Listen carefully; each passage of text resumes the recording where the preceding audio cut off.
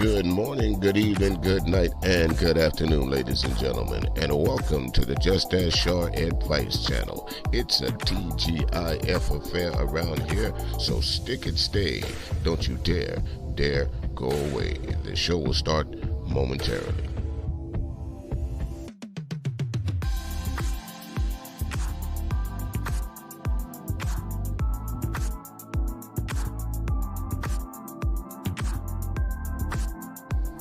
Before the show begins, ladies and gentlemen, let me tell you about the happenings going on with the Gray Regime family. Starting on Monday at 7 p.m. Eastern, 6 p.m. Central, it is the Commander, Cerulean Gray, with correction and instruction. All your social, economic, and political ideologies you can find right here with the Commander of the Gray Regime, Cerulean Gray, Mondays on the Gray Regime YouTube channel. And moving on to Tuesday, ladies and gentlemen, you can check out The Warrior, and I'm talking about Just DeAndre, each and every Tuesday, 6:30 Eastern, 7:30 Central, right here on the Just DeAndre channel. It is called The 1/3 Show. My man brings you an eclectic blend of news and articles from around the world and back again, folks, right here on this same YouTube channel, each and every Tuesday, 6:30 Eastern, 7:30 Central. Just DeAndre, another one of those great warriors from the Gray Regime. Moving on to Wednesday, we got to leave the YouTube streets on Wednesday and head on over to Classic R&B Jams Radio. Starting at 8 p.m. Eastern Standard Time, you can check out On the Beat and Keep the Beat. At 8 p.m., it is DJ Music and Char Willie with On the Beat, hitting you with some news and hot topics from around the world. Starting at 9:30, Char Willie takes off her talk show hat and slides into the DJ booth with Classic Ruby, where they play a blend of great music from the decades and have some great conversation about each and every song. And don't forget, folks, it's an interactive chat room down over there at Classic R&B Jams as well, so you can come twerk in the chat room, post a few gifs or a few memes, whatever you like doing. Just make sure you check it out at 8 p.m. Eastern Standard Time over there on Classic R&B Jams Radio. On the Beat and Keep the Beat. Soulful sounds all around town, ladies and gentlemen. And don't forget, ladies and gentlemen, like, share, and subscribe to the channel. And if you're inclined to, please feel free to leave your financial contributions as well. And for those of you who would like your letter read on the JustAskChar channel, please send all your emails to justaskchar@gmail.com. That's justaskchar@gmail.com. Now, without further ado, ladies and gentlemen, here is the star of the show, Char Willie.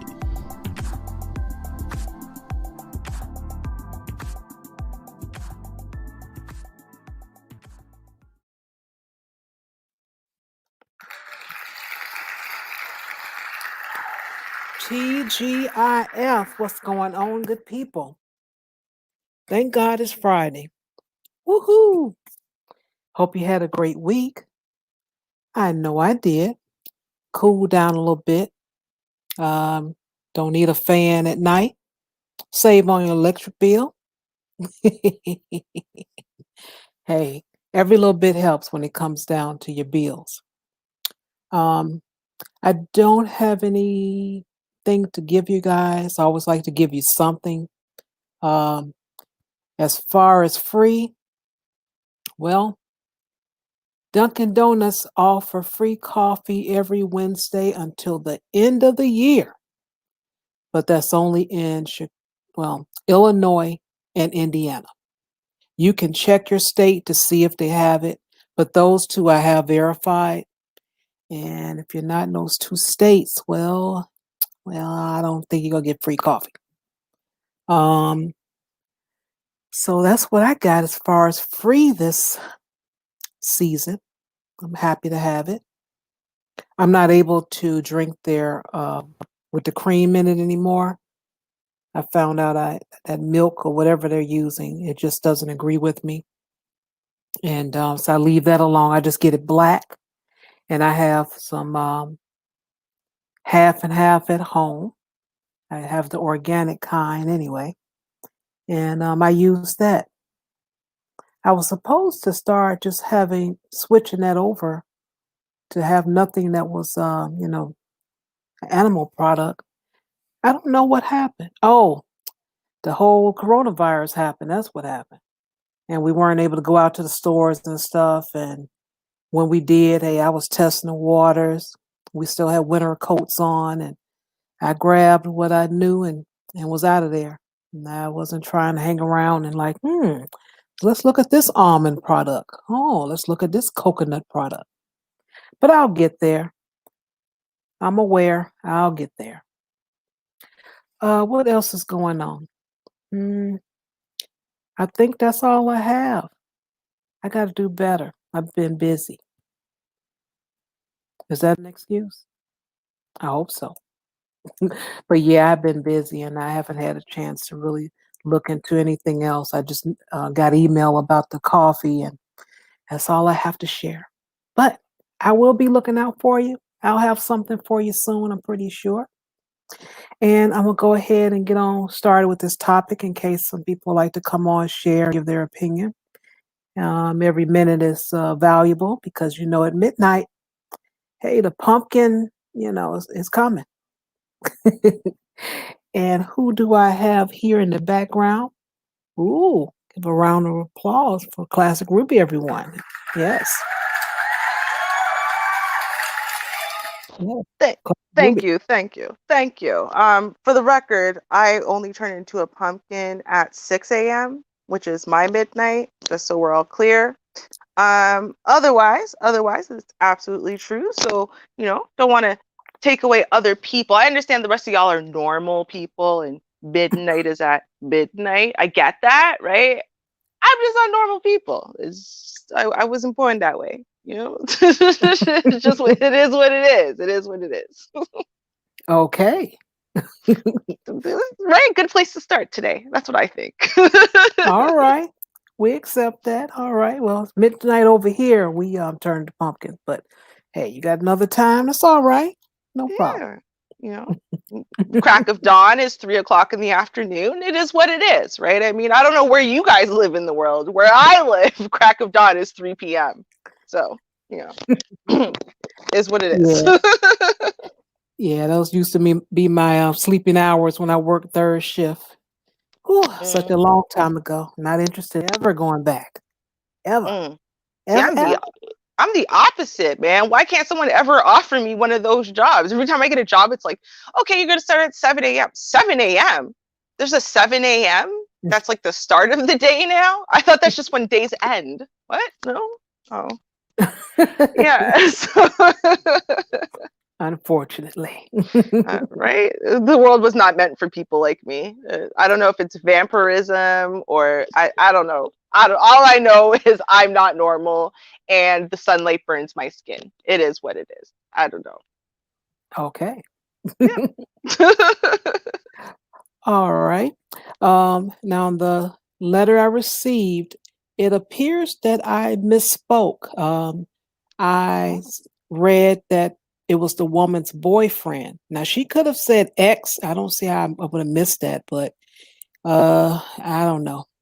But I said boyfriend, but it's her ex boyfriend. So I just want to get that clear as you listen to me read the letter.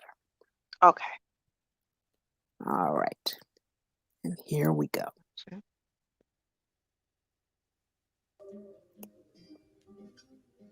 Today I have a letter from a young lady, and I'm ready to get started. She writes, Dear Char, my boyfriend texted me last week saying that he was thinking of what we once had and wanted to stop by if I wasn't busy. My grandmother was over at my brother's house, and I really thought about telling him yes. You see, we had a breakup earlier this year, and it left me empty.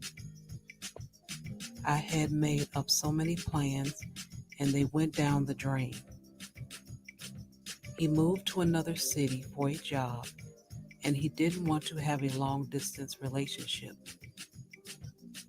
He is in town for the holiday and is leaving next week. Did I do the right thing? I still want him, but he said it wouldn't work, so it is for the best. Thank you so much for your letter. Oh, okay. I feel a little bit better about this. No, I was so positive I was going to be enemy of the state with this one, but okay. I feel like maybe it's not going to be too bad for me this one. All right. See. All right, you're right. You're right. Next time I'll listen before I assume that you're just another setup against Ruby. All right. So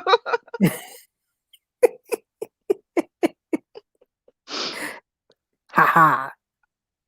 all right then. So to clarify for the people, then, All right. um, so did she say that she has a boyfriend? Explain it again.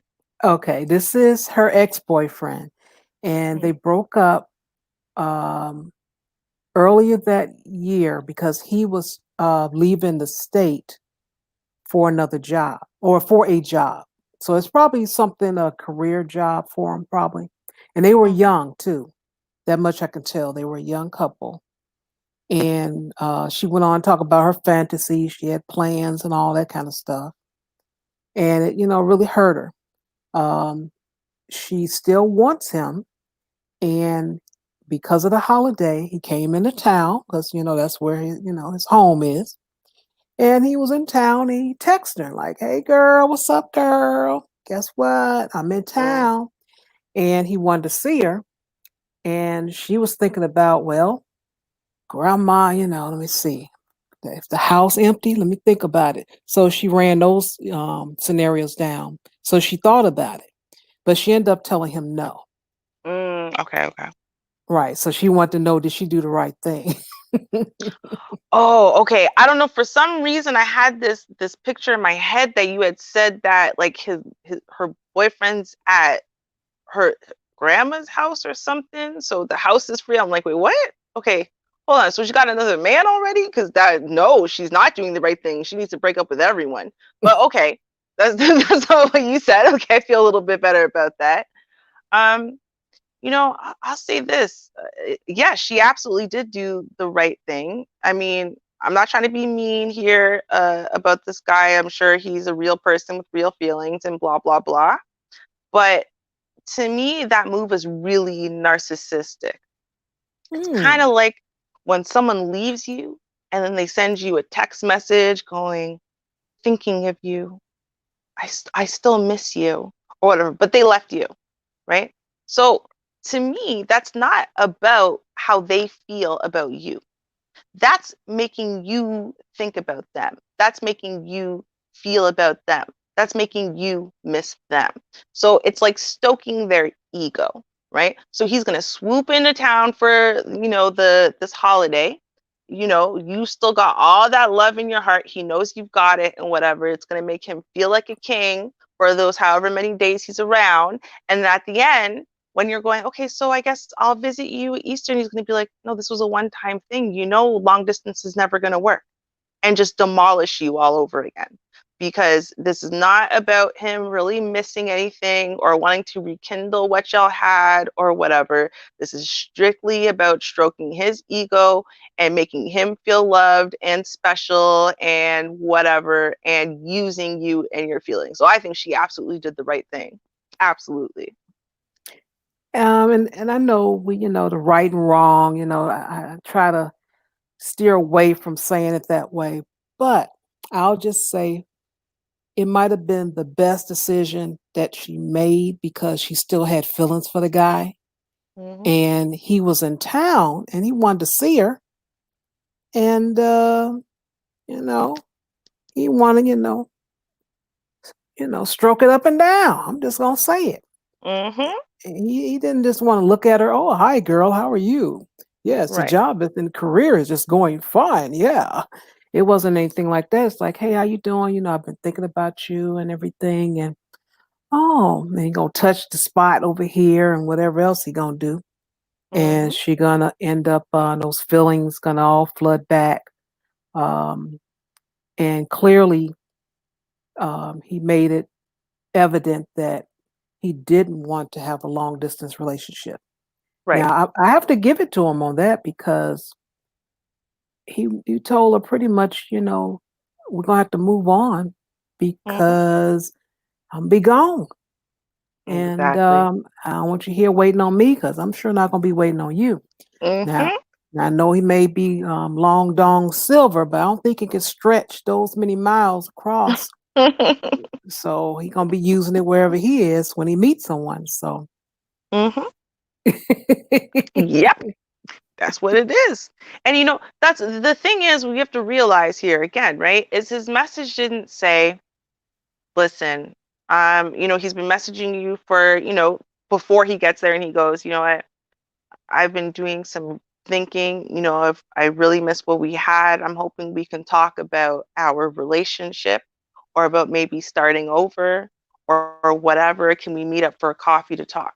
Right? Now, that's a different hmm conversation. That's a different text message because at that point, he's letting you know, like, listen, I've rethought things, or hey, you know what? I thought I'd go out there and want to be free and whatever. And all I can do is think about you and missing you and building a life with you. So I was wrong. And I'm hoping you're sitting there thinking the same thing and we could do something long distance or try it. Or, he would have indicated something in that message.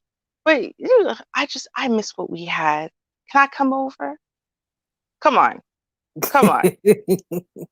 he was in he was in town for holidays. I mean, everyone, not everyone, but a lot of people get some time off. They go see their family, Hmm. and it's the holidays. Can you just imagine that girl go? This Right. is a go with this guy because I don't know how long they've been together or anything, but just think the last Christmas they might have been together. And Hmm. he comes to town. Hey, girl, I got that mistletoe. Right. Give me a kiss. Right. Like, I'm sorry. If he had any intentions with you that were that deep and real and serious, there's no way y'all would have broken up just because he's moving somewhere else. You might have eventually, right? Because long distance is very difficult. But that wouldn't be the decision you make off the bat. You make that decision off the bat when you weigh your options at that moment. You find out you're leaving and you're like, nah, I'm just not that into you. Like, you were cool and everything while you were like easily accessible, but am I willing to put in that much effort for you? The answer was no. That means his feelings for you are not that deep and not that real. Otherwise, there's no way he would have just dropped it. Right now, your feelings might have been, right, and that's part of the issue, right, is we glamorize love because our feelings are real and deep. So we're kind of hoping, oh, maybe you figured out you made a mistake or blah blah blah. No, trust me, like, he wouldn't have needed to wait until he was coming into town. He would have been sitting there the first couple weeks, the first few days, maybe even a month haunted before he got to turn around and be like, yo, baby girl, I can't live without you.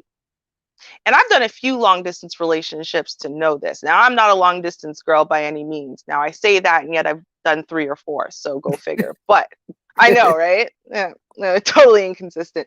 But it's because of, again, feelings, right? So like Yeah. in one case, I was dating a guy. Now, we went to high school together, but he was a couple years older. And so when he graduated and he was recruited to Michigan, right? So now he was not just a little bit far away, he was in a different country, right? So Yeah. he was only 4 hours away, but in a different country.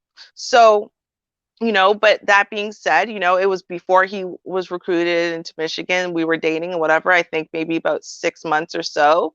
And that was only 6 months. I don't even think maybe we had dropped the L bomb, but like recently, it was still, everything was really fresh and new. And so when he's going to go to Michigan now, yeah, it was going to be long and hard. I mean, man, he's in football. So, anyone who's ever dated someone who's in the football program, man, they're up at the crack of dawn exercising. They got to go to school, they got to go to practice, they got to exercise some more. Then, like, all day. I think they exercise twice a day. They do practice twice a day. Plus they have classes. Plus they have studying. It is a lot. And then on top of that, you're long distance. That's a Mm. lot to carry. But we were really feeling each other. So hey, guess what? It was worth it to keep the long distance on both of our parts and to try to make it work. Now, we only lasted another, 6 months or so before it was like, no, this is just, it's not going to work for either of us. We just didn't talk enough, honestly, to stay Okay. connected. And so when we did speak to each other, there was a lot of, I think we'll say, useless bickering, just because we just weren't on the same wavelength anymore. Um, Hmm. yeah, so we ended up breaking up. We were young though too, right? In all fairness. But the point is that, we tried to make it work. That's the point. The point is that if someone's really feeling you, especially a guy, and he's actually really, really feeling you, he's not going to break up with you when he's moving. He's going to try to make the long distance work, try to make the relationship work for long enough to see if, hey, maybe is it an option for either him to move back or for you to move in with him, or something.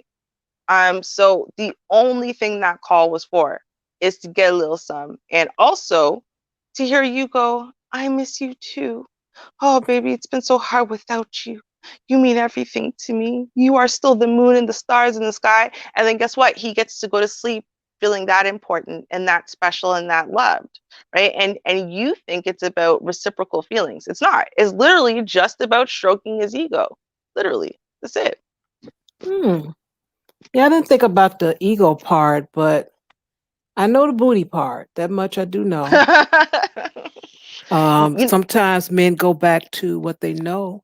It's there. I'm in town. Hey, let's do this.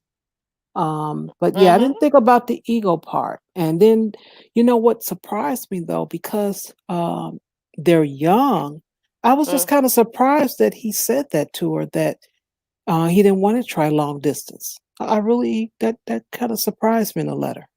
It really did. Mm. See, that's what I mean though.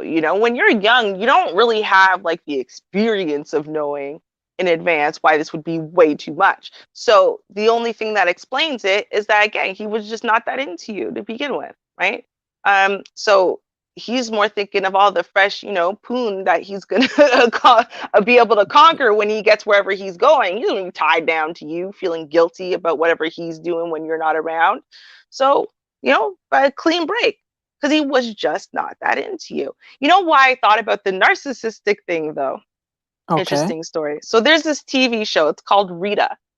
And it's actually a German show. I almost never watch anything subtitled, but I love this show because the title woman, Rita, she's like an epic disaster. She's a teacher, um, but she's the kind of teacher to grade school children that smokes in the children's bathroom because she needs to smoke on her break. Like, she's just an epic disaster. I love her. And so anyway, now what happens is, so with her son, so now her son's gay.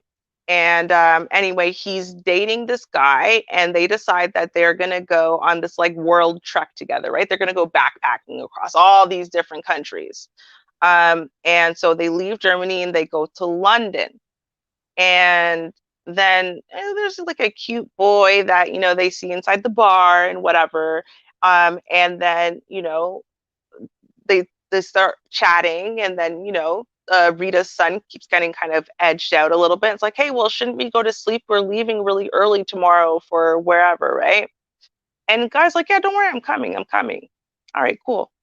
And Rita's son wakes up the next day, and there's no boyfriend. There's a text message though saying, "Hey, so that guy we met, yeah, he's going to Amsterdam. So I'm gonna go with him. But it's been real. I don't think that our relationship should continue." Boom, done. Right.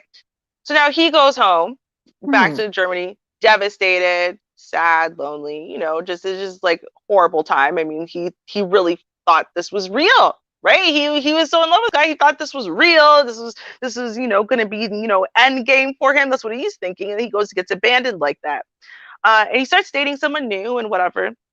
And then one day he gets this text message, and the text message says, "Thinking of you." Right? He's like, Oh. thinking of me. I see you. So you're out in all these other places, looks like you're dating all these new people and stuff, and now you're thinking of me. And he's sitting there freaking out, like, well, what does that mean? Does he love me? Does he da, da, da, da, da?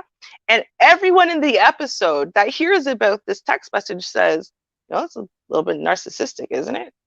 Right? And I'm thinking to myself, how could that be narcissistic? Like, maybe a little bit, mean, but maybe he's sad. Maybe he really is thinking of him. Like, I mean, it's kind of a douche move though. Like, how dare you go travel the world and tell me you're thinking of me while you're there, right? um, without me, when that was our plan. But then, Right. So he goes on this date with someone, first date since the breakup, and the guy kind of figures out something's clearly really off, and he explains the thinking of you text message. And so this guy explains it, and he says, well, listen, he writes thinking of you not because he's thinking of you, but it's to make you think of him, because he's thinking it's been long enough. You're not texting him back now, right? You're not calling him back now. You're not posting sad things on the internet now. And he wants evidence that you are still out there thinking of him and hurting about him and making him your whole world and thinking, so what he did, he sent that message to make you think of him, to make you ponder and worry and be sad and wonder and whatever. Meanwhile, he's not thinking of you at all. If anything, he's thinking, yeah, that's right, that guy's still into me. Yeah, that's right. Yeah, I'm I'm the shiz. Yeah, that's right. I'm so awesome, right? Because I can have a guy all the way over there after I spurned him and burned him and whatever. I can have him sitting there in love with me while I'm out here having the time of my life and getting, new tail, as we say, every single day. So now the thing is, right? I thought about that and I went, that's exactly what it is, though. What else could Okay. it be? Right? You see it now, right? So it's like, no, it's That's a good so you one. can worship me. Isn't that good? I was like, yo, this German show, they dropped some jewels, man. They dropped some jewels. So this is good timing on this topic. But yeah, never take that up. That message for us, the receiver of it, the one who got broken up with, the one who's still madly in love, you see that message and you think to yourself, maybe this is evidence that they're so in love with me too. No, they're just trying to reignite that fire inside of you for their own use. So that way they can drop you when it's convenient for them to do so again. That's it. Wow. Mm. And welcome to the panel, Vonda. What do you think about this young lady, probably about 20 years Hey, old? Char. Hey, Classic Ruby. Thanks for Hey, girl, having me on hey. the panel. Okay, you know what, Ruby? What you said really kind of caught me. And I will have to agree, and that is a different spin. Most women don't tend to think of it like that. He is texting you. I mean, if you are, in your gone girl, stay strong girl stage, and you haven't been texting this dude, you haven't been reaching out to him, and you've been quote unquote mending your heart, he's like, hey, wait a minute. My little bugaboo she ain't text me. She ain't said nothing to me. I haven't heard from her. But men know when a woman is hung up on them. So this is what I'm going to do. I'm just going to go ahead and send her a little text and say, hey, what's up, pretty lady? What's going on? Which is going to get her heart all fluttering again and get her into that position, back in that space. That's what he wants, to where she's thinking about him. And she's like, oh my God, after all this time, he's still thinking about me. It's bullshit. It is bullshit. It is a crock of mess. A big crock of mess. So I never thought of it like that, but you're absolutely correct. I mean, those are the games that men play with women that they know are stuck on them. Yep. Absolutely. And my thing is that, I'm sorry I missed part of the story because my kids was running in here asking me like 47 questions, so I kind of missed it. So I'm going to ask you questions. So this dude was her ex and he just texted her out of nowhere to say, hey, let's hang out, give or take. Well, I'll start. I'll give you the whole thing. Okay. they're young. I Mm-hmm. can say maybe under 25 for sure. Mm-hmm. They dated. He started a new job in another city or state. Said he did not want to have a long distance relationship, so now they're broken up. That was the early part of the year, and then Christmas time came. He come in to go see his family. He gives her a text, say, "Hey, I've been thinking about you. I'm in town." I think he said for a week, I think. And he wanted to see her. She thought about it because she thought about what place she could go with him alone. And then she decided, no, this is not going to work out because I still want him. So she said no to him. And now her question was, did I do the right thing? Hell yes. That is my answer. Hell yes. You did the right thing. Hell.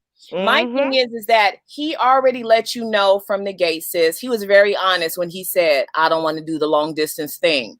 But because he's in town, we ain't long distance.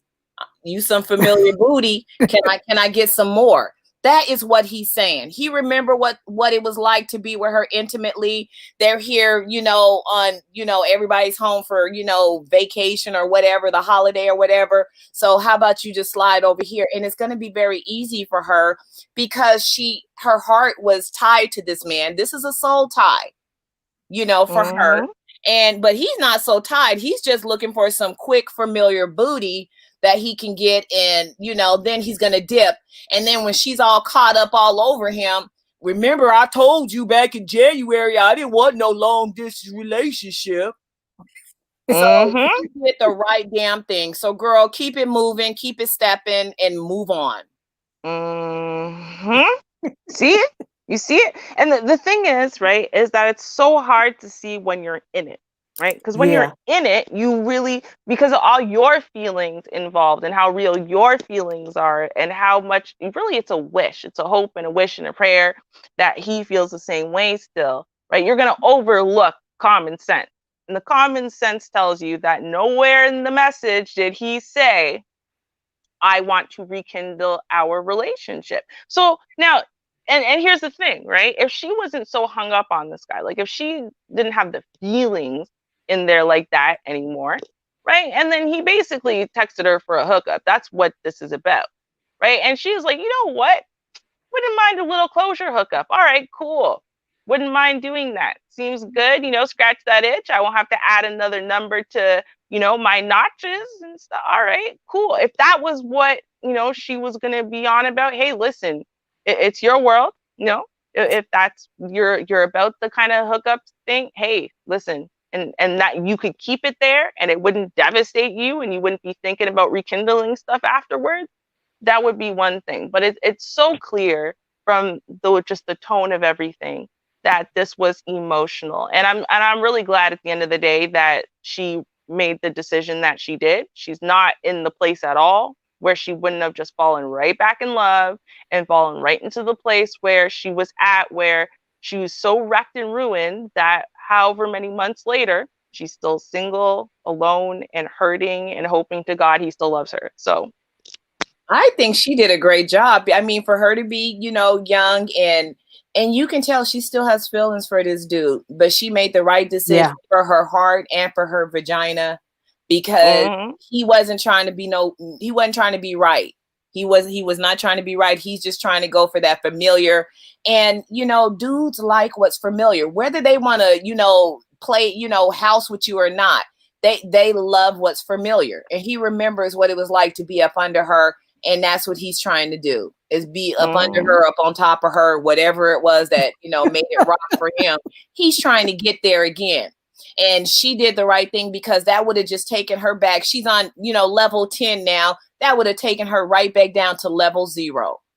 Keep moving because the rules still stand. He don't want no long distance relationship. That man told you that, and guess what? He would swear by that. Didn't matter if you let him in and gave him a little bit. The minute you try to say, but over Thanksgiving holiday, I don't care. I told you I don't want no long distance relationship. Let that man say, hey, remember you told me you didn't want a long distance relationship.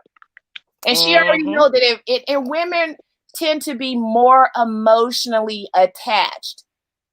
Yes. You know, men like familiarity, but they like strange, you know, booty too. Let's just keep it real. They don't mind the strange booty. They don't mind the familiar booty. They don't mind the in-between booty. Men just like booty. There's some strange.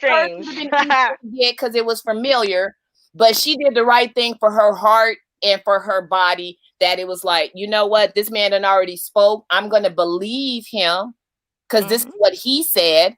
I'm not gonna. Oh, so he really didn't mean that. What, he really loves me, girl? No, she did the right thing. Keep it moving. Keep it moving and stay strong. Right.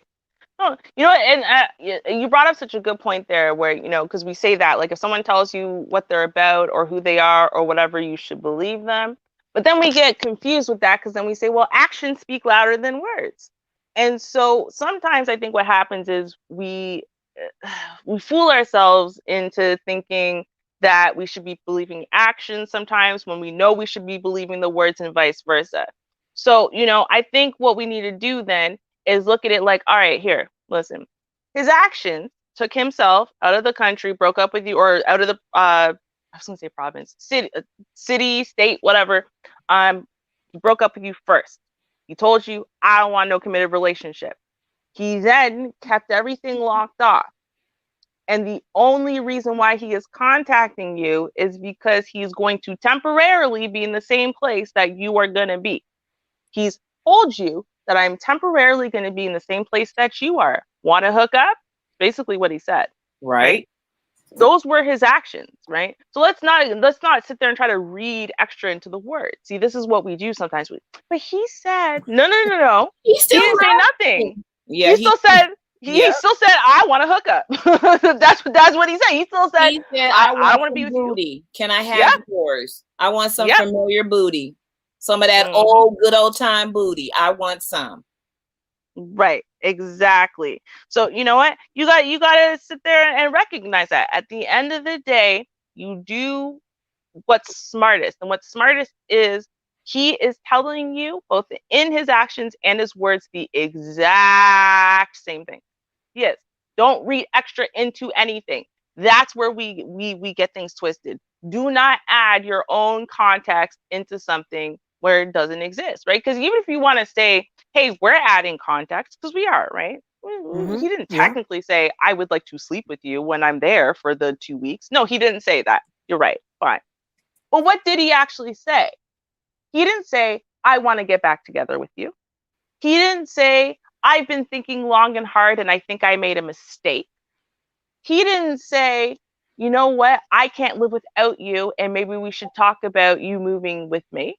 He didn't say any of the things you're hoping he's feeling and thinking. He didn't even indicate that he wanted to have any form of conversation about that.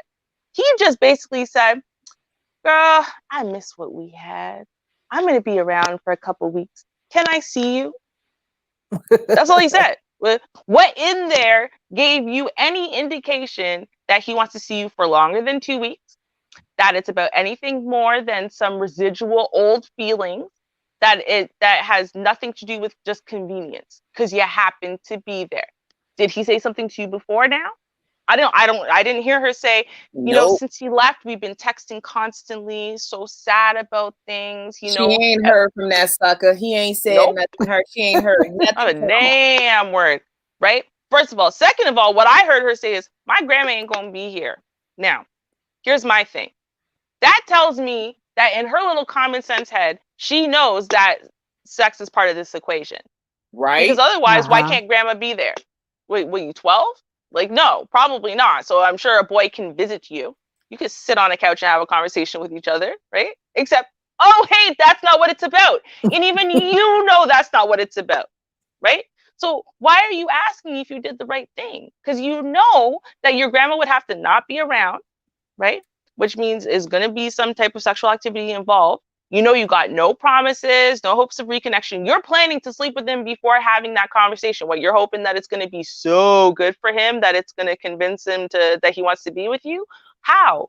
Because once he leaves, he can't continue to sleep with you. So it doesn't really matter how good it is, actually, because once he leaves, he has no access to it anymore, which was his original point.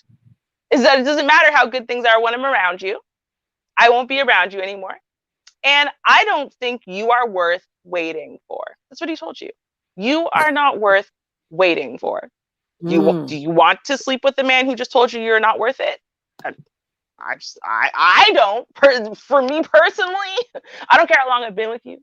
I don't care how many times I slept with you or whatever. The second a guy tells me you're not worth it, you're not worth waiting for, you're not worth the effort, you're not worth the time, you're not worth the energy, you're not worth it. What do I want? I don't want anything to do with you. You're not worth my time, energy, and effort then. Why would I waste more of it into you? I'm like semi regretting the fact that I gave you any to begin with. Right? And that's the thing we need to recognize. Like, well, yeah, she knew what was going on, and I must, I try to find where I can give a person credit.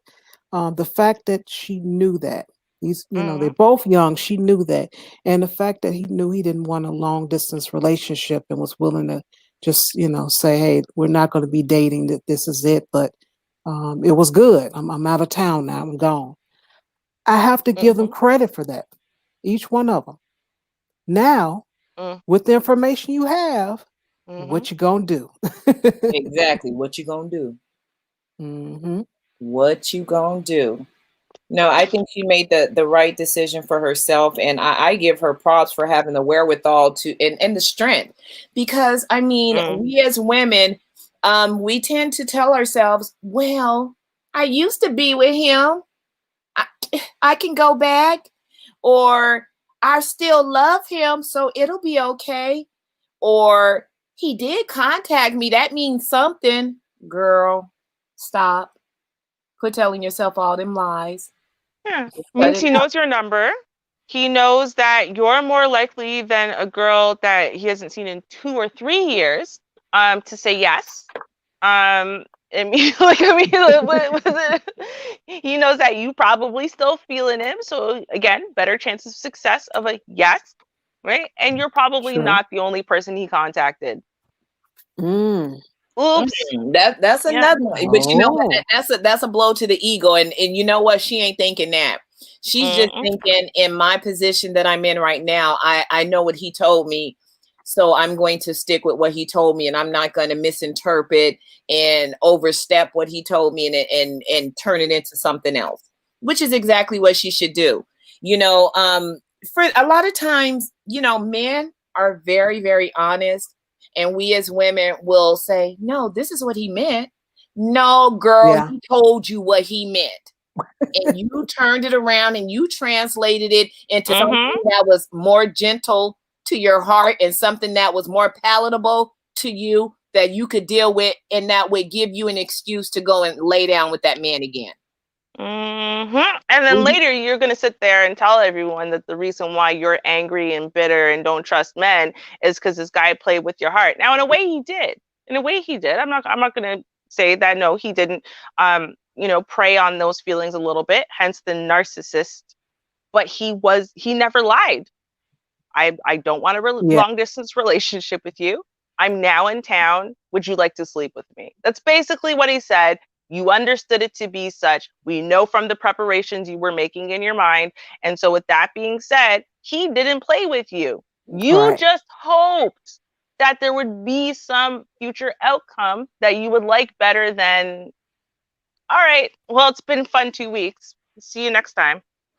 Right? Like, I mean, that's what you're hoping. Well, see, that's the problem that women have when, they're dealing with men. They deal with men on the hope factor.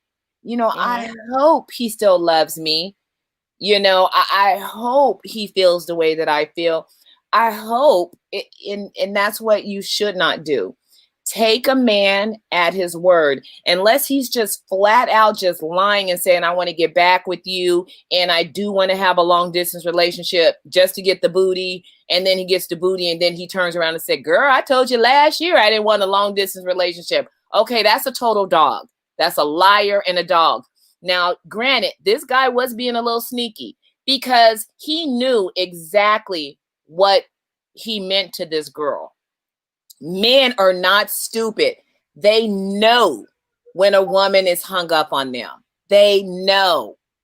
And I don't know what it is about you dudes, and maybe someone can tell us, but what is it about you dudes that you would just leave a woman and just string her along, you know, and not unless that's just your, you know, your gluttonous ways of I instead of just having, you know, one, I gotta have them all. Let me just take it all. I just have to have it all. Even though you know you're not gonna do right by this girl, and she's a decent girl, you know, she's not out here all, you know, just ratchet and going crazy, but you knew she loved you.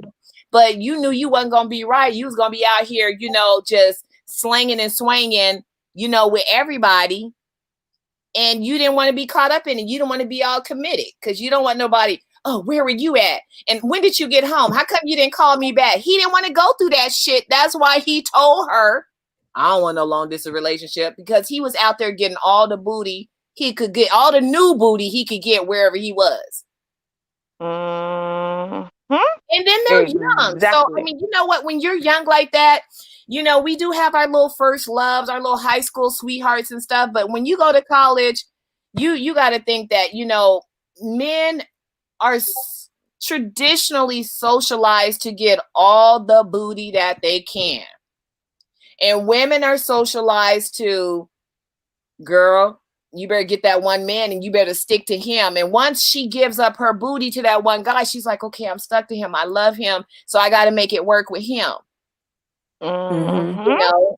And my thing is that if you done gave up your booty to the wrong dude, doesn't mean you got to keep giving up the booty to every dude that you date. You just got to like, okay, well, I made a mistake. I need to cut this off and I need to just vet and vet. Or how about this for a great idea? Concentrate on your studies. Concentrate on your studies, sis. Because guess what? Yeah. You know, coming from someone who used to be 20, the men aren't going anywhere. They'll be there 20 years later. They're not going anywhere. Concentrate on your studies. Get yourself together and don't worry about him. And if you are the end all, the be all for him, there is nothing that could stop him from coming back to get you. When a man wants you, when a man wants what he wants, he's gonna let you know. There's no, I wonder if he really likes me, or I'm not sure, or I'm just so confused. Girl, he already knows. And if he's not giving you those signals, then you are not the one. And let's just keep it, just be honest with yourself. Right. That's the thing, being honest with yourself. A lot of people don't want to be honest with themselves. And, you know, I think it's like we get stuck in this idea after we've fallen in love and after we've gotten comfortable and after we've started to let all of our warts show, you know, metaphorical ones, hopefully, that, you know, the next person isn't going to be able to love us or accept us or, you know, care about us or understand us the way that this one will, right? And what we don't realize, it's because we're still bonded, right? So because you still have all those bonding hormones and connections running through your soul right now, you know, it makes you think that way. That's actually done on purpose, you know, through nature to make us bond to one person, you know, and stay bonded and connected to that person through raising offspring together. So, you know, that's a natural thought. It's a natural feeling. It's a natural fear, right? But this is also why we have the dating process currently, because, hey, maybe this one's just not right for you. And so that's why you take your time. You take time to heal. You take time to basically get all that connection, all that bondedness, all that oxytocin and everything out of you. So that way now you are free and open to bond to someone else. And I'll tell you that sleeping with your ex, you might think it gives you closure. You might think it might make you feel a little bit better or scratch an itch. It's like the worst thing you can do, because basically, you know, it's been months. So those levels, all those bonding hormones and stuff, those levels have gone down and down and down, and it feels horrible, but you're almost like an addict in a way, right? So now what you want to do is go top up all those levels, put them back up at 120%. And then you're going to have to sit there and be detoxing from 120% again. Is that really what you want to do? No, probably not. You probably want to sit there at your uncomfortable but only 40% level and just keep letting it go down. Keep working on it. The last thing you want to do is go chop up your levels. Last thing. Leave the X alone. If you can't stop yourself, I know, horrible, horrible, horish advice. I'm sorry. But what do they say? The best way to get over one guy is to get on top of a new one. No, Ruby, no. Now, you know what? I'm going to tell you. Let's just keep it a buck. Now, you know what? I couldn't help it, y'all. I couldn't help it. It was just getting in my head. Ruby. Now, you know what? Technically, you are correct. Now, that wouldn't be the thing that I would necessarily recommend. It all depends on the situation and the chick that I'm talking to. But when you are someone, and just in this specific situation with this girl and her being young, and these are people in college apparently. Don't sis, don't go and get up under a new one. Don't do it. Don't do it. Go to your studies. Because what it does is it starts a chain reaction. Because I know of a lot of people that in order to get over their broken heart, they had to find, Bob, Bill, John, Pete, Mike, Steve. And you know what? That doesn't work. Because what happens is you got all these guys with all this attention, and it's feeding, a bottomless pit. Because they're never going to amount to the dude that had your heart. These dudes are just getting your body. So don't do it, because all you're doing is racking up bodies on your body. And you know what? Don't do it. Now, to be fair, I did not say to get over the guy, get on top of a guy. I brought up that saying because that's the saying. But, and I just think it's funny. I had no choice. But what I meant was, in this case, right, she had already been broken up with this guy for a period of time, right? Mm-hmm. And then, he pops up out of nowhere. Now you can't get the idea of sleeping with him out of your mind. And, at this point, I'm not saying to try to get over him and stop loving him, right?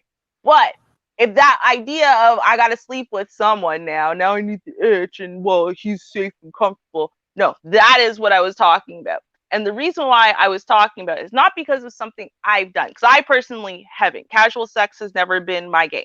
So I can't give you from personal advice or personal experience. But, rebounds are actually, if you look at the literature, rebound relationships, if you use them in the right way, can actually be a really healthy and good thing if you use them in the right way. So yes, first you do actually have to go through the initial period of basically, that wretched period where you just have to suffer it out. First you go through the wretched period, right? But then you're in that place where, hey, you know what? You're not quite ready to settle down with anyone new again. And that's normally when, if you're going to do a rebound relationship, that's about when they tend to happen. And it's around the time your friends start telling you maybe you should get out there again and stuff, but you're not ready for it. But getting a safe, comfortable relationship with someone new, maybe you don't see it forever with this person. They're not perfect, right? But they're fun. They're trustworthy. They're someone you enjoy that enjoys you. Sees you in a positive light in the same way you can see them in a positive light, right? That can actually be a really healthy thing on the road to recovery, because it's something that you use, right? Again, and both parties have to be aware of this, but it's something that you're basically using, yes, to kind of block yourself off of, jumping into, serious commitment with someone new. But it's actually something you're using to learn a little bit about yourself as well, because that's what relationships are supposed to be. What do I like? What don't I like? And whatever. And this is a period of fun. This is a period of discovery. This is not supposed to be a period of getting all serious again. This is supposed to be a period where you're going to enjoy each other's company, enjoy each other's time, try to find positives in each other and listen to the positives they're telling you about yourself as well. Right. And so this is why rebounds are not supposed to last forever. They're not at all. They're not supposed to last long term at all. because rebounds aren't picked for that. They're picked for that excitement and that fun and that, hey, you know what? I'm feeling a little bit of bounce in my step again because of you. But that's it. Right. And Well, so I was more referring to that than actually literally, I'm so depressed. My ex doesn't love me. Hey, you, what's your name again? Rob, Bob, come get sleep over with me. here. Yeah, right. Like Do your definitely, duty. definitely was not trying to say that that was a good plan at all. But you know what? Some people are a little bit more casual about sex than I am, right? And I want to acknowledge those people because you know they exist. And so you know, for people Mhm. who have a slightly more casual attitude towards sex and sexual relationships than I do, right? This is what the literature has found. Well, I would definitely agree with you that if you are so heartbroken over this dude and he's already made it clear, look, I'm not trying to do this, then it does work to your advantage, in your favor, to kind of break out of that slump and go out and meet new people and date new people. Doesn't mean that you have to, share your body with them. My thing is that the excitement of someone else showing interest in you, that's enough to kind of perk you up, because when you're in love with a man, you don't care about the attention you get from other guys unless you're an attention whore. Not saying that you don't, like if a man tells you you look nice, it's not flattering, but you want your man to think that you look nice. And that's Mm-hmm. that's flattering to you. You want to hear from your man. You want to know what he thinks, because you're not trying to be with the next man. But Right. if he's not your man no more, you're like, okay, nobody thinks that I'm pretty anymore. But you got to get yourself out there. You got to, get yourself in the flow of things. Meet Mm-hmm. new people, talk to new people, become, that exciting person to someone. If you stay you're behind in the house sulking and thinking about him, and he's out there getting it in with all the new booty he found at college, you're wasting yourself away. Get out, get your feet wet. You don't have to sleep with anybody, but get yourself into a routine to where, you know what, I hey, what? He thinks I look good. This one thinks I look good. Okay, that kind of gives me a little boost to my ego. That makes me feel better. I know that I'm not, some, throwaway chick that, nobody wants. But that just makes you look at, okay, the next relationship, if I get into another relationship, soon, I'm going to vet it out a little bit differently. I'm going to look for different things, Okay. So yeah. Hmm. I'll give a story, and Don Teasy, you Yo, watch it, I'm okay? just laughing at him. I'm just laughing at him right now. Not But cheesy, Catherine, he's a Catherine, cuddler. that whole face she never went through. Yo, you even caught me on this one. I was like, yo, you are so feisty. Catching that whole face she never went through. But you know what? I'm going to tell you, a lot of women I know, after they've had their heart broken by their true love, they do go through this whole phase to where, okay, well, he didn't want me, but these next 10 guys want me. And I just don't think that that's a good thing for you to Yeah, do yourself. To me, I feel like that's like, someone who is self-medicating with alcohol or pills or something. So you're self-medicating with, penis. And that's just not a good thing. It's not, it's right. never going to make you feel good. Now I'm gonna give you a Mm-hmm. story, and Don Teasy, I don't want to hear nothing from you. I got my eye on you, okay? So I'm just Shush, telling you, John. I'm Shush. ready. Shush, Jizzle. Now I was 18, so I'm going back in time with this young lady. 18, dating this guy. I cared a lot about him. He mentioned going to the military because he got some paperwork. So okay, I'm thinking, darn, he gonna leave. Then my birthday came, and he was cut it out, Don Teasy. So then my birthday came, and I was expecting something from him. I don't know if he told me he was going to give me some. I think so, because I don't really assume anything. So he had to have told me he was going to give me something, and I was trying to make arrangements between him and my friend. So my friend was supposed to pick me up, her and her boyfriend, and we were going to go out. And then that evening, I was going to be with him. So I was waiting on my friends, And what ended up happening is, hush. What ended up happening is they got into a car accident.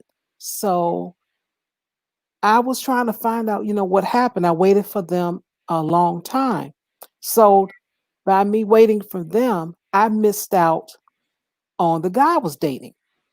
So the next day, he came over and I said, I told him what happened with everything. And then he told me that, yeah, he had came by. So I'm so sorry about that. And I told him what happened. So he's going to tell me he didn't have my present. I have to wait till next year. I said, what? What? He said, you missed it. You weren't here when you were supposed to be. So you got to wait till next year. I said, oh, okay. So when he went to kiss me, I backed up. And you're like, what? I said, you say you're gonna give me a rain check on my birthday gift. I'm gonna give you a rain check on you touching me. And yes, I broke up with him, okay? Yes, I broke up with him. I broke up with him July 19th, and I was dating somebody else July 28th. Woo! I Sure, moved right waste on. no time. Turn over, right? I ain't got no time for this. I moved right along. You made me wait, so you wait. Bye. You still waiting, I think. Let me see. Yeah, you still waiting. Mm-hmm. Mm-hmm. Send him a text message telling him you're thinking of him. Watch. Oh. You'll see. Thinking of you. Yeah, but No. the point is that's what he told me. I mean, why are you gonna play with me like that? That was Mm-hmm. ridiculous. So I'm like, okay, this is ridiculous. So I just said forget it. Cause see, Yeah. back then, Don Teasy, folks wouldn't jump into bed. You can wait a whole 30 days and get away with it. Mm. Not anymore. Now, shoot, they looking at you after maybe 3 days. They're like, what? I don't get none. So I guess why I got to be quick. So I was quick, Don Teasy. Now, see, this is the thing, though, right? Is that and what women need to realize? I don't know when this changed and we stopped remembering this, but ladies, you set your own standard internally for who you are and what you're about. Now, the problem is, right? And I do agree with this. So it's like in that book, Act Like a Woman, Think Like a Man, the movie, right? And talking about that 90 days thing or 30 days or however long they had said it. And the whole thing is this, right? If you decide to pick some arbitrary number out of a hat now about how long you wait before you have sex with somebody, right? So it's just some arbitrary number to penalize them or to, well, I'm going to see if you have staying power, or I'm going to see if this and that. Like, it's just some arbitrary number out of a hat, right? Then that to me is problematic. I think more so that what you need to do, if you think, especially if you as a younger person, forgot that numbers add up or whatever, and so every boyfriend you had, you slept with them, and then you guys break up in a few months, and then those numbers start to add up, and then you're like, oh my god, I've slept with 25 people, 30 people, and I'm 16. Damn, that's a lot. And so you want to change something. You don't just change how long you wait until you sleep with someone. It's an entire mindset. So you don't sit there and act and think and move exactly the same way you did when you used to sleep with people on the same night, right? You got to change what you're about. So I've never ever had an issue ever with the fact that I don't sleep with guys for months. I will not sleep with you unless we are already in a committed relationship, and then once we're in the committed relationship, we can go get tested together.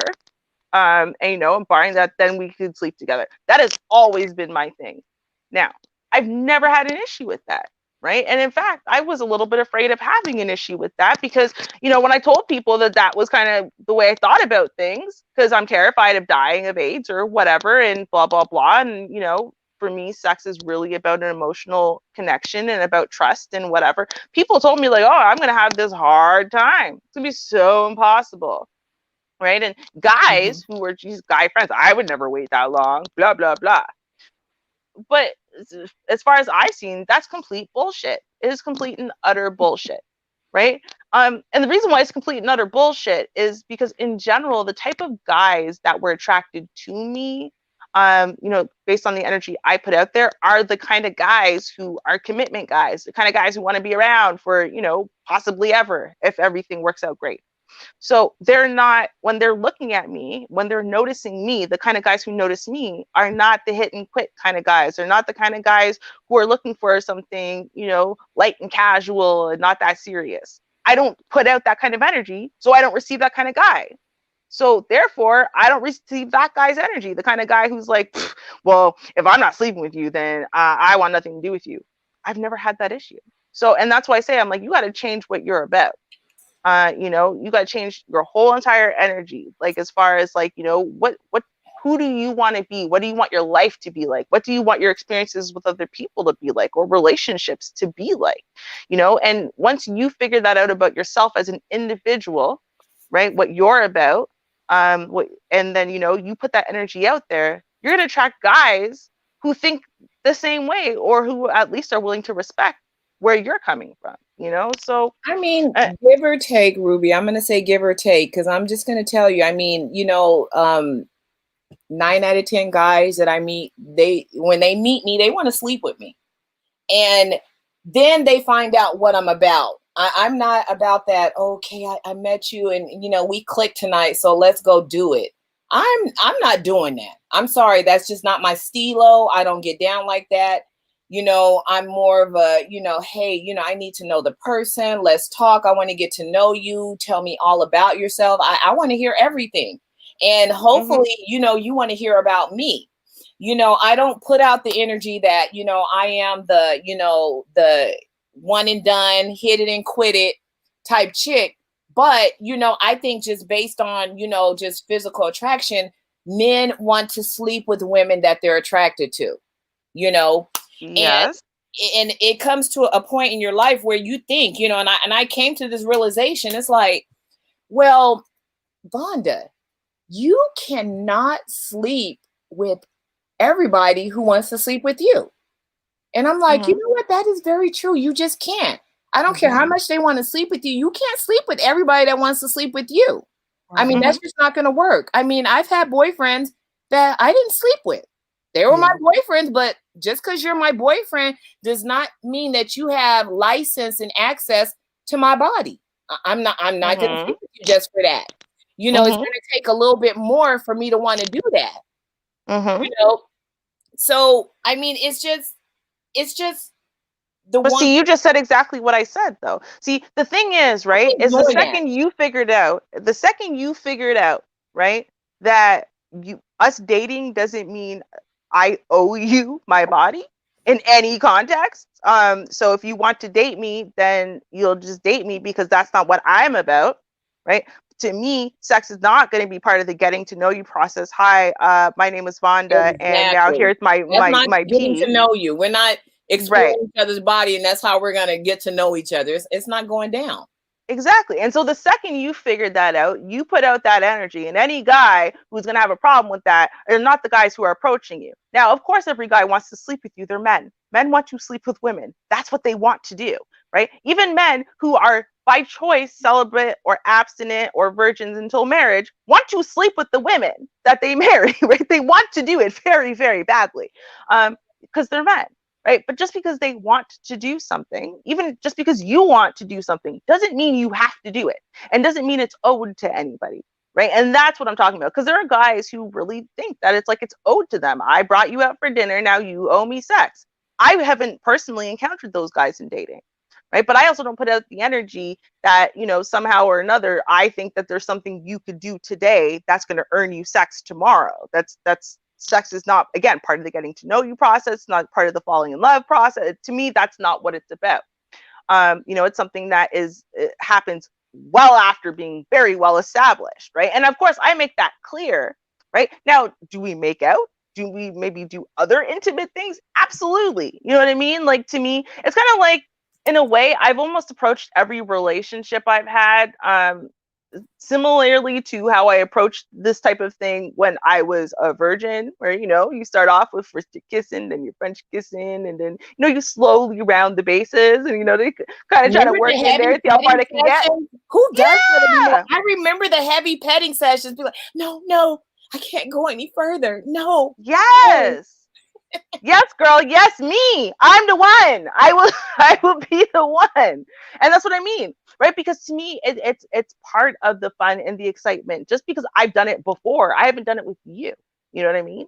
And so to me, you're new and exciting, and we're supposed to be learning each other's bodies, and we're supposed to be learning each other's likes and dislikes, and we're supposed to be earning each other's complete trust and whatever. I'm not supposed to be like, well, someone's hand's been on my thigh before, so you put your hand on my thigh. Oh well. Nah, man, I want to feel the tingly electricity, and I'm so nervous. Oh my god, okay, you can put it. I want to feel that, right? And so, because and every single new person that I'm dating, that's a whole new experience, and it's not, like you said, it's not an experience that just because I'm dating you doesn't mean you get it, right? Because dating is part of, you date someone to get to know them. I might get to know you, and you're not right for me, so I'm supposed to sleep with it. Like you said, I'm supposed to sleep with everybody. No, of course not. Right. But I think that's a process, especially in this day and time where it's like, especially as young women, we have to learn that. You know, I think a lot of us think once we lose our virginity, that we somehow owe it to everyone we date going forward. Well, I already slept with so and so that means I have to sleep with everyone. And, you know, that's not the case. And a lot of us, unfortunately, some of us take way too long to learn that lesson, like way too long. Too many bodies. Yeah. Well, I think, you know what, and it's so funny because I think, you know, a lot of times, you know, when you tell men that, they tend to not believe you, and they're going to work on you to change your mind.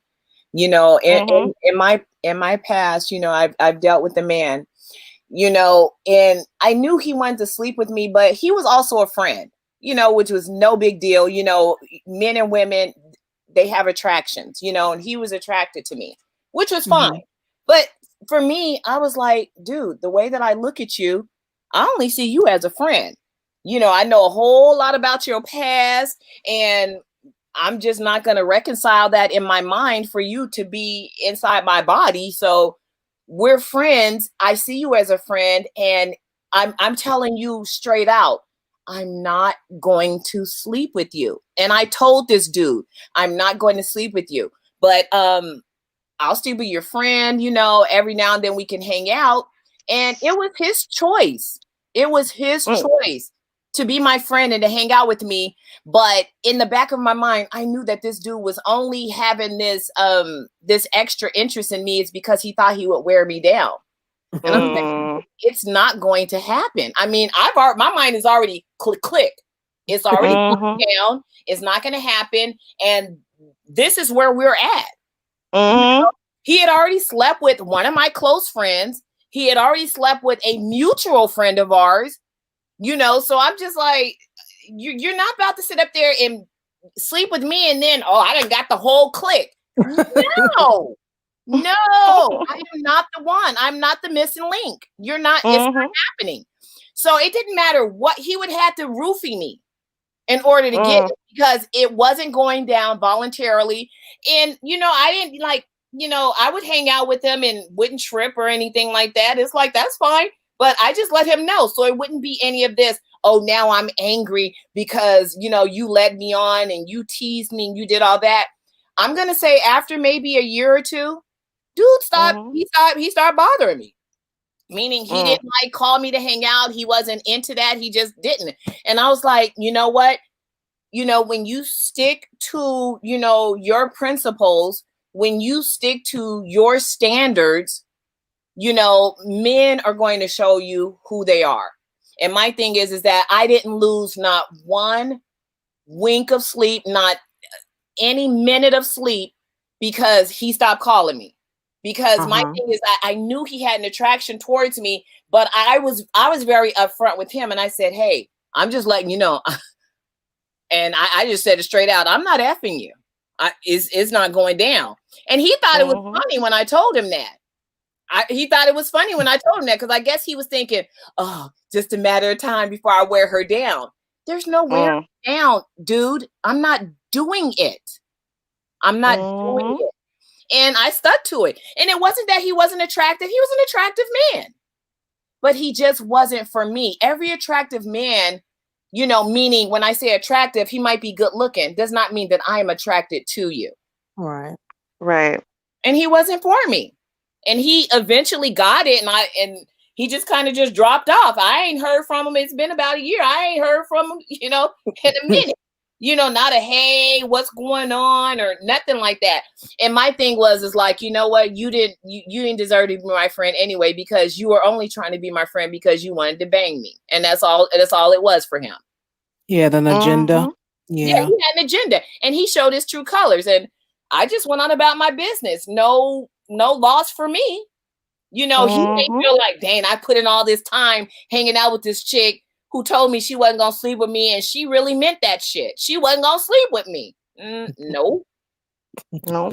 I'm sorry. I don't and I won't put myself into positions that, like, I don't have friendships, quote unquote, with people who overtly are trying to sleep with me or are overtly This dude waiting was for it. very subtle, Ruby. He wasn't like he wasn't giving me the extra stuff, because the extra stuff, I'm like, look, I'm not gonna sit up here and hang out with you if all you're gonna do is talk about sex. He was like very nice guy, and you know, very cordial, and oh, let's go to the movies. He, you know, we go to the movies. We're not holding hands in the movies. We're not doing any of that. But hey, if you want to go to the movies, you want to take me to the movie, I'll go. You know, I didn't have a boyfriend, and this guy, quote unquote, was my friend. And that's the way I looked at it. I took it at face value. You know, I have girlfriends that'd be like, hey, you want to go to the movies? Sure. We'll go to the movies. And that's the way I kept it. But I was very... Did you pay for yourself? No, he paid for me. See, that's my issue. Okay. So, and I'm going to explain, because the thing is, to me, right, is with all of my male friends, if you look at the dynamic of my relationship with my male friends, it looks exactly the same as it does with my female friends in every context. That is to say, right. So if I'm the type of person, we always go Dutch everywhere we go, split bills, then that's what I do with my male friends too, right? Anything that I would do with my female friends, I'll do with my male friends. Anything I won't do with my female friends, I wouldn't do with my male friends. So on and so forth. If anything feels different or off from that with a guy, you know, as far as his suggestions, as far as his whatever, even if I'm only about friendship, right? If I even know, if he made it clear at some point and said, okay, we'll just be friends then, but it's very clear that he's still trying to, you know, oh, well, maybe I can cozy up. Nah, I lock that off 100%, 100%.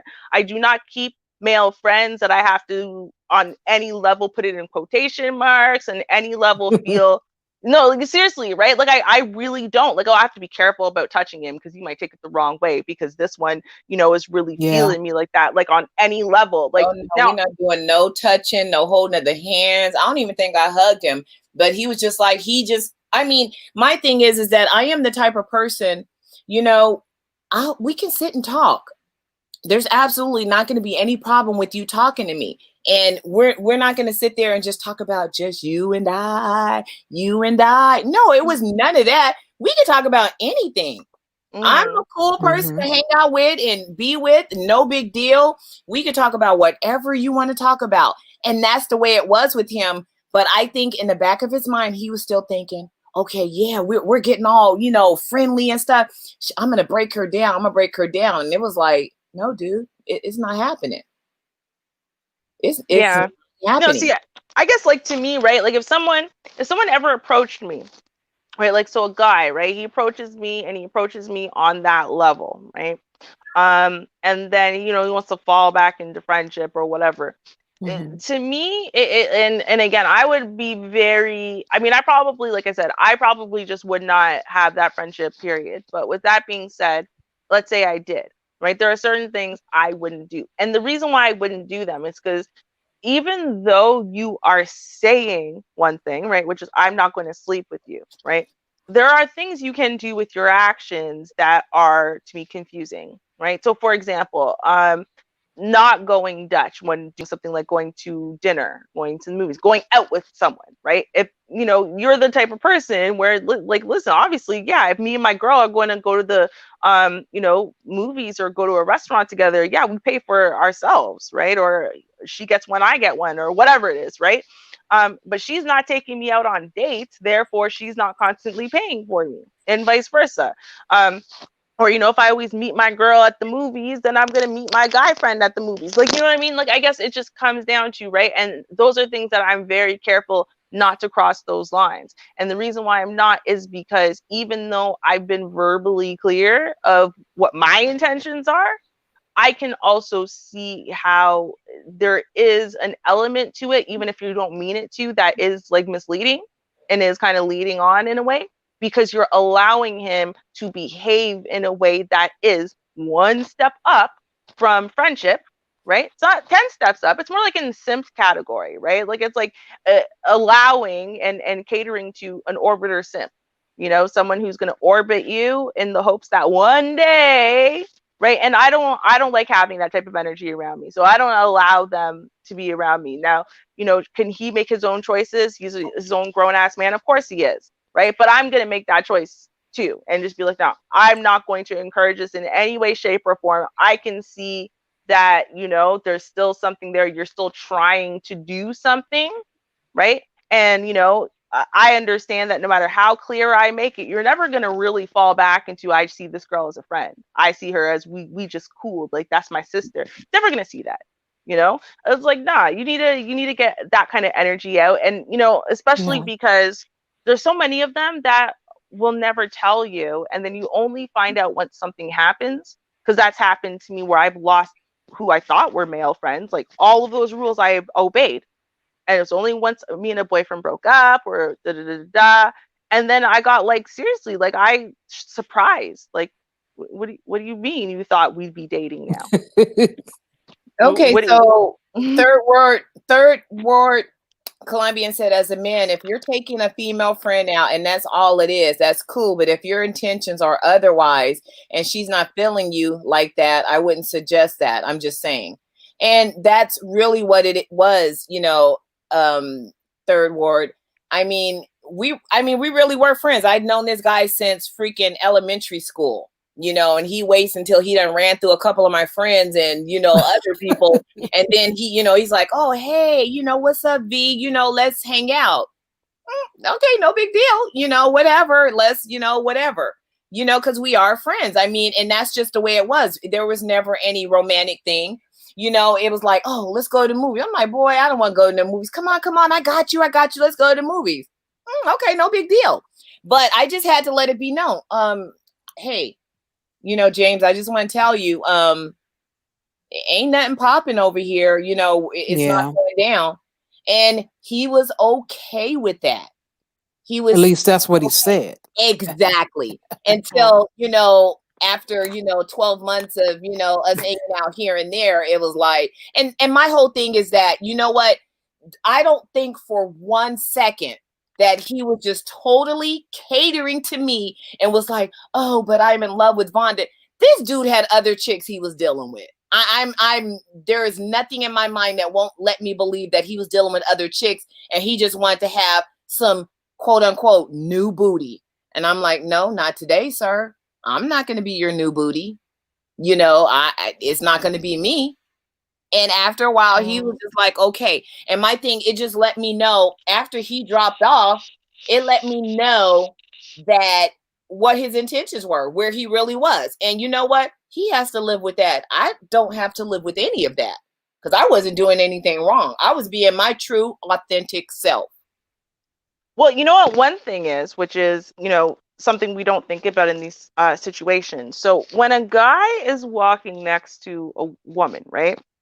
So y'all are walking somewhere together in the mall, movies, wherever it is, right?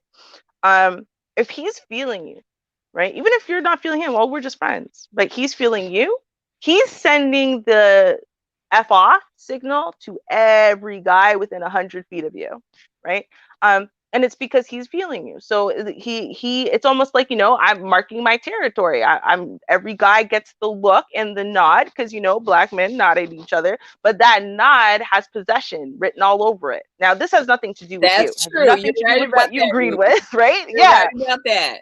So even though this is not something consensually you've agreed to, he has agreed amongst himself and every black man he sees, right, that you are his property. They cannot approach you. They cannot ask for your number. They cannot come anywhere near you because you are his property, even though, of course, you're not. But you want to know right? what I read that as? I read that as, him, he is marking his territory, but I read that as actually protection, because if I'm out with my male friend, dude, I'm not out there scoping and looking for other dudes to hang out with. Like, I'm over here at the movies with this dude, and at the, the concession stand, I done picked up on another dude. That's not even where my mind is. So if he's putting that message out, I'm kind of okay with it, because for me, it's like a veil of protection, because he's like, look, no, that's mine. And I'm like, oh, cool, for this hour and 37 minutes that this movie is going on, I'm quote unquote yours, but in an arm's length type of description. And, he didn't have to let that be known, but he let it be known. Hey, don't be, walking up on her. Don't be saying nothing to her. And you know what? I am perfectly fine with that. Because, in that sense, I feel like, okay, he's being a gentleman. If some dude tries to, step to me and get all crazy, he's quote unquote going to protect me. No. What it is, right? Because a brother can put out that vibe. There's a difference between the territory of this is my sister, and if you touch her, I'll kill you, and this is my woman. So I'm just saying, listen, okay. So for Vonda, maybe it's all right, but for the rest of y'all out there, y'all might be single right now, right? You got a couple male friends you go everywhere with, and you're just wondering, why don't guys ever hit on you? Well, this might be one of the reasons why. You might have a guy in your circle, you don't realize that he wants you. He didn't tell you. You thought y'all are friends, or you thought you cleared that up years ago. Meanwhile, right, he's putting out that signal for you. So guys, the love of your life might be sitting there eyeing you down every time he bumps into you, but he can't say hi because the guy standing right behind you is telling him he better keep on walking, right? And so, and of course, the love of your life is going to be a respectful guy who's not going to hit on someone else's woman, right? Obviously. So my point is, right, and I think that's the thing too. You need to, unfortunately, like once you have a man, right, your man will tell you, oh no, that's not your friend, right? This guy is feeling you. Trust me, I know the way he looks at me. In fact, I've had that experience with Mr. Ruby, where he's literally said that to me. Oh no, I see the way he looks at you. Trust me, I know, I'm a man. It doesn't, you don't even have to be the most astute thing. It's like built into their radar. They have the sense in their heads, right? And so it's something, it is something to take note of, right? Is that other than the obvious, well, I've drawn a clear line, blah, blah, blah, blah, blah. Some guys, I don't know, man, there's a lot of crazies out there. A lot of guys being driven crazy by what they're, enveloping themselves with social media. It's telling them, well, you've been so nice to this girl for so long, and you paid for her movies 3 times, and you paid for her meal twice, and da-da-da-da-da. But she'll sleep with that loser over there who doesn't buy her nothing. She owes you something, right? So first of all, there's a lot of crazies out there, right? And second of all, he might be, fending off Mr. Right. So, there are some reasons, you might want to keep the orbiter someday guy further away, or, very infrequent. How about very infrequent? Can we agree on infrequent? Infrequent's a good one. You see a guy maybe just not every weekend or every week, every single day y'all are hanging out together, just maybe sending too much and keeping his hopes fueled just a little too much. It's a little too much. But you know what? That's really what it was with me and this dude. I mean, it wasn't, on any type of regular basis, but, every blue moon, he like, hey, what are you doing? I'm like, oh, nothing. Hey, you want to go to movies? Sure. You want to hang out? Sure. Okay.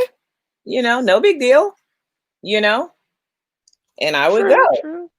I think sometimes though, and I'm going to be real, because, I especially when you're younger, I'm talking more when you're younger, it's very nice to have friends that will pay for you, bring you places, do things for you. No, I'm being real, right? Like, it's just, this is how, the orbiter ends up being part of so many women's vocabulary.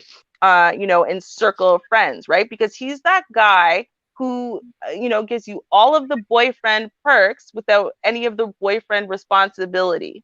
And when I say responsibility, I mean on your end, as in you have no responsibility towards him as a girlfriend, right? But he does everything for you. You call him, he'll come pick you up. He'll come this, he'll come that. He takes you out. He'll whatever. He'll lend you money. He'll fix this around your house. He'll do everything for you. He's always down for you. When you're bored, he'll show up because so and so didn't show up. You know what I mean? He'll do all of that, right? But at the end of the day, you're not his girl. You're very clear y'all are friends, right? But it's also very clear that he's inputting the kind of time, effort, and energy that only really a man who's that interested in you would give. And so more advice, especially to younger girls, because I don't think that they always necessarily realize that they're feeding off the attention because it feels good, but it's not a good thing to do, as a humanitarian, at the very least, Yeah. I want to switch it up just a little bit. I want to Mhm. age this young lady to 30 years old and want to see if that's going to make a difference to you all. Doop, doop, doop, doop, doop. Hey, girl, I'm in town. What you doing? Now Let's you'd get have to push it together. over 40 to make a difference for me, I think. Yeah. 35? You know why I say over 40? I say over 40 because now, you are past kind of, average childbearing age. You're probably past that point in life where that's what, your major goal is to get married so you can have children and da da da da da. So, your perspectives on life might have changed. You also might Yeah. have lived a whole bunch of life as far as being in really long-term, serious, committed relationships for longer, maybe marriage, maybe even some grown kids at this point. Like, I feel like once you're over 40, your Mhm. your situation can be significantly different. Whereas when you're talking about like 30, like, man, 30 is the new 20 these days, right? You got a bunch of 30-year-olds who still never lived outside of home, still never paid a bill, still never a lot of things, right? So I mean, Well, I was just Shame. impressed with her being 20, 20 years old and able to, stand on her own 2 feet and say, you know what, I don't think this is a good thing and I shouldn't do it. Yeah. Where, I know 9 out of 10 women would have probably said, oh my God, he really does love me, and would have just jumped on him. And then after he, the holiday was over and he bounced, she'd have been like, wait a minute, he's not texting me back. He's not calling me. It's like, wait a minute, sis, you got to remember back 6 months ago, he told you he didn't want a long distance relationship.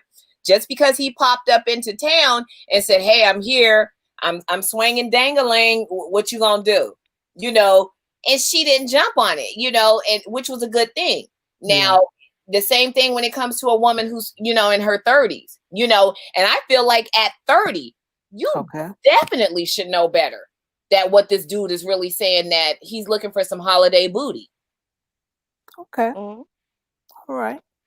Well, see, and that's what I mean. Like, I think that, what, honestly, when we're talking about millennials, they don't. But with that being said, no, seriously, I honestly think that, the younger you get into millennial and Generation Z, I think that emotionally and socially, they're behind because of social media, because of the internet boom, in essence, where, they don't, first of all, we don't spend as much time interacting overall face to face. We don't, so therefore we don't know, like, if you think about it, before all this texting and internet and MSN and all this stuff, right? Uh-huh.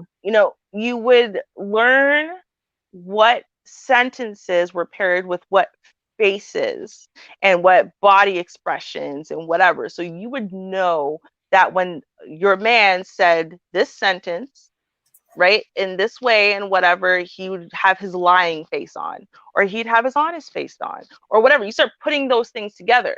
So now later, when he would say those words to you, it would elicit something that would give you a clue or a sign about what exactly is this delivering? Is it delivering horniness? Is it delivering this? Is it delivering that? Right? And that helped you make social decisions. Whereas now, most of what we are learning about interacting with each other is over the internet and over text messages. And all you got to do is add a smiley, add a GIF, add this, add that, and suddenly changes the whole tone of the sentence, even though you're furious inside, but everyone thinks you're hilarious and you must be like in the happiest mood ever. Right? So we're not good, I think, anymore, and we're getting worse at reading people. And so, and I don't think there's enough of a difference at 30 still, where you've spent enough time with people face to face, because people sit next to each other on their cell phones. So how the hell are they learning what the hell people are really thinking and feeling based on words? I think people are getting so much worse at it. And that's why I say at this point, if you said over 40, I'd be like, okay, well, you've had some period of time in your life where you've had to interact with people and learn about them and the whole social thing and whatever, which would then tell me actually a little bit more about her. And, specifically that she does know better. And so what she's then asking is that 5 seconds worth it? Is that 2 weeks worth it? That's all they got is 5 seconds. That's 40 minutes of sweat, and hunching. Is it really worth? Is it really worth it? After he leaves, then you're like, your heart is all full of all of this fluttery, and you sitting up there laying in the wet spot. Yeah, right. Really worth it. And I would think at 30 and 40 years old, damn well that is not what you want, versus a 20-year-old that be like, oh, the love and the butterflies and the fluttery. Or you can be 30, 40-year-old woman, be like, you know what? He's familiar. He gonna be home for a couple of weeks. Let me go and get my feet wet. Let me go get my back blown out. And then, I already know he gonna be on to his, whatever. And, she probably using him just as much as he's using her. Well, yeah. And, also, and it's something that Chandra said, which is true, is that, the older that you are, the worse it is to be alone for the holidays, right? The more you want to have that for the holidays. And so even if it's compartmentalized to the holidays, is it better than being alone? And, some people would argue, no, they would rather not be alone for that 2 weeks and say that they had a beautiful, magical Christmas and New Year's, knowing it was going nowhere, right? Because they knew, they went into it with their eyes fully open, that it's not going anywhere. But for that 2 weeks, they're going to have, that connection and specialness and sharing and a feeling and sense of love and blah, blah, blah, blah, blah, right? It's too late for them to actually find that for real now, right? It's like around the corner. But they can have it for fake for 2 weeks. I have a request. I mean, the gentlemen in the chat, they have a lot to say.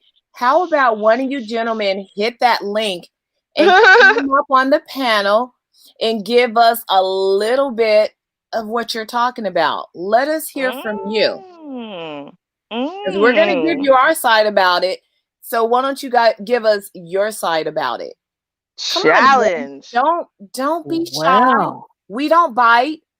Challenge issued, gentlemen. Hit the link and let us know what you think. Hit the link and let us know what you think. Hello. Uh-oh. Chandra, chicken. You see it? Not it. You see that? 1, 2, 3. like when you're a kid. But yeah, no, I actually love to hear what one of the gentlemen or several gentlemen had to say on this, because the thing is, right, is we're attributing a lot, based on what we know and understand, based on our side of things, right? But in this case, it's the guy who sent the message. I'm saying that you're a narcissistic pig if you sent that message. Now, you can tell me I'm right or wrong. I maybe you think I'm wrong. Maybe you've sent that message and what you really meant is, I can't wait to see you so I can tell you how much I love you and I missed you and let's spend the rest of our lives together. Maybe that's what happened. Maybe I'm crazy. I don't know. I think you were on to something.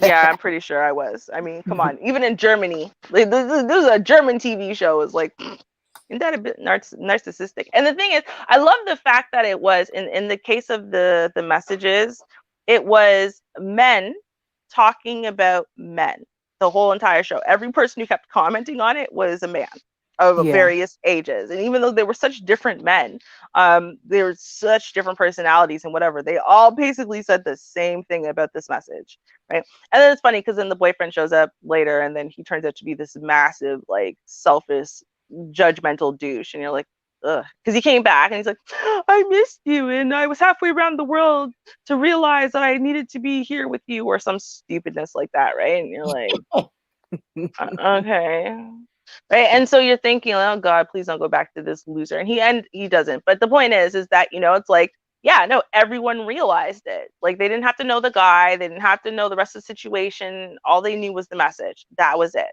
What do you think it means? Isn't that a bit narcissistic? And it's so funny because the kid has no idea what the word means. He's like, narcissistic. How? Oh, okay, I'll just pretend that I know what the hell you're talking about, right? It's only till like a peer on his level explained it to him. He was like, oh, wow, that's jerk. Okay. And then they decide to go and do a bunch of stuff to make him feel jealous, take all these crazy pictures, and then what does it do? Sends Mr. Narcissist all the way back home from around the world. Right? Because wait a minute, you're not sitting over there crying over me and pining over me and checking out. What the hell? I gotta go there and get inside your brain. This is crazy. I deserve to be obsessed over it, right? I mean, that's really in essence what we're talking about here. So, you know, I think that's what it comes down to, right? And I mean, I don't know if I can say it's the same for women. If, you know, you were to reverse the situation, you have a woman who sent that message. I mean, that's a good question. What if a woman was sending this message to an ex-boyfriend? He'd hit her back. He would hit her back. Well, he'd hit her back, and then he would hit it. True, but do you think that she would be meaning the same thing? As in, would we be reading this message the same way, or like the intention behind it the same way? Like, do you think a woman would have the same intention? Would we say, hey, no, maybe it's actually there's some sincere, I miss you, and maybe let's talk about being together in it? Like, what do you guys think? It all depends on if she was the one who said, you know what, I'm going off to college, George, and, you know, I'm not down for, you know, any type of long distance relationships. And then she comes back, you know, 2-week vacation. She's like, hey, George, guess what? I'm back. You know, what are you going to be doing? You going to be at your mom's? You know, I'm going to be over at my mom's. You know, we might as well hang out, you know. You know, you might as well hook up and, you know, see what's going on, you know. Right. Catch up. You know, she might be feeling like, you know what, I've been at school working hard, you know, getting all this studying in, and now, you know, and I haven't been dating anybody. Let me go back to my old standby George and see if he's still hung up on me, and see if he want to come by and visit. And guess what? George is gonna come back and visit. Oh, yeah. And with if she was the one who kind of broke it off, you know, if she's not all feeling like, oh, I still love him and I kind of want him back, you know, then her intentions would be just as the same as the other dude. I'm looking for some familiar booty. You know, I haven't been at college, you know, banging out all these guys at the frat parties. So I'm going to come back home and I want to see my old standby George. George, what you doing? What's going on? You know, let's hang out. Because it's comfortable, and because it feels good, and because it's familiar, you know, and because you're not going through the whole, let's get to know each other first, blah, blah, blah.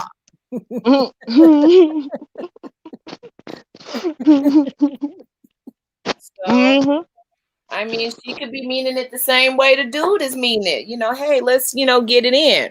But I do feel, and I'm sorry, don't judge me. I just feel like, you know, men are they're just taught to, you know, okay, well, rack it up. Get as much booty as you can. Old booty, new booty, in between booty. Get it. You know, whereas the chick might be feeling a little nostalgic, you know, because she could have called up, you know, Earl.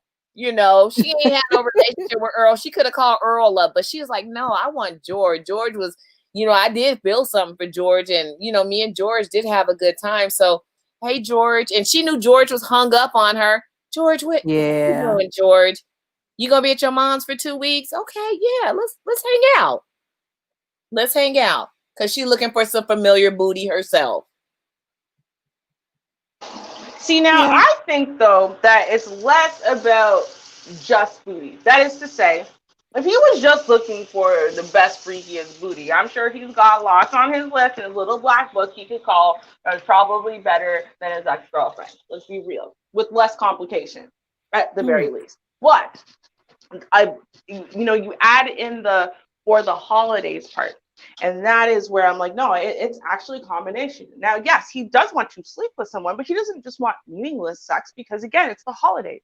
It's a time of year where everyone wants to feel loved. Everyone wants to feel special. Everyone wants to He's feel gonna like get I back with matter. his ex because he's like, well, damn, she the one who broke it off with me. Yeah, I'm gonna come back and give her a little bit of that, some of Yeah, that. well, then, He gonna exactly. give it to her. But that's what I mean. I think on both, in whether it's the man reaching out or the woman reaching out, I think it comes down to that the reason why they are reaching out is not just for sex. Either way comes down to, if you were just looking for sex, right? The guy, even if it was the guy reaching out, right? He has less complicated sex, right? That he could reach out for. Why is he reaching out for this one? It's because the most recent. Come on, guys don't care how recent it is. Best and recent are two very different things, right? What is he looking for? He's looking for the one who loves him, right? He's looking for the one who cares the most, who looks at him and makes him feel the best about himself, right? And vice versa. I think she's doing the same thing.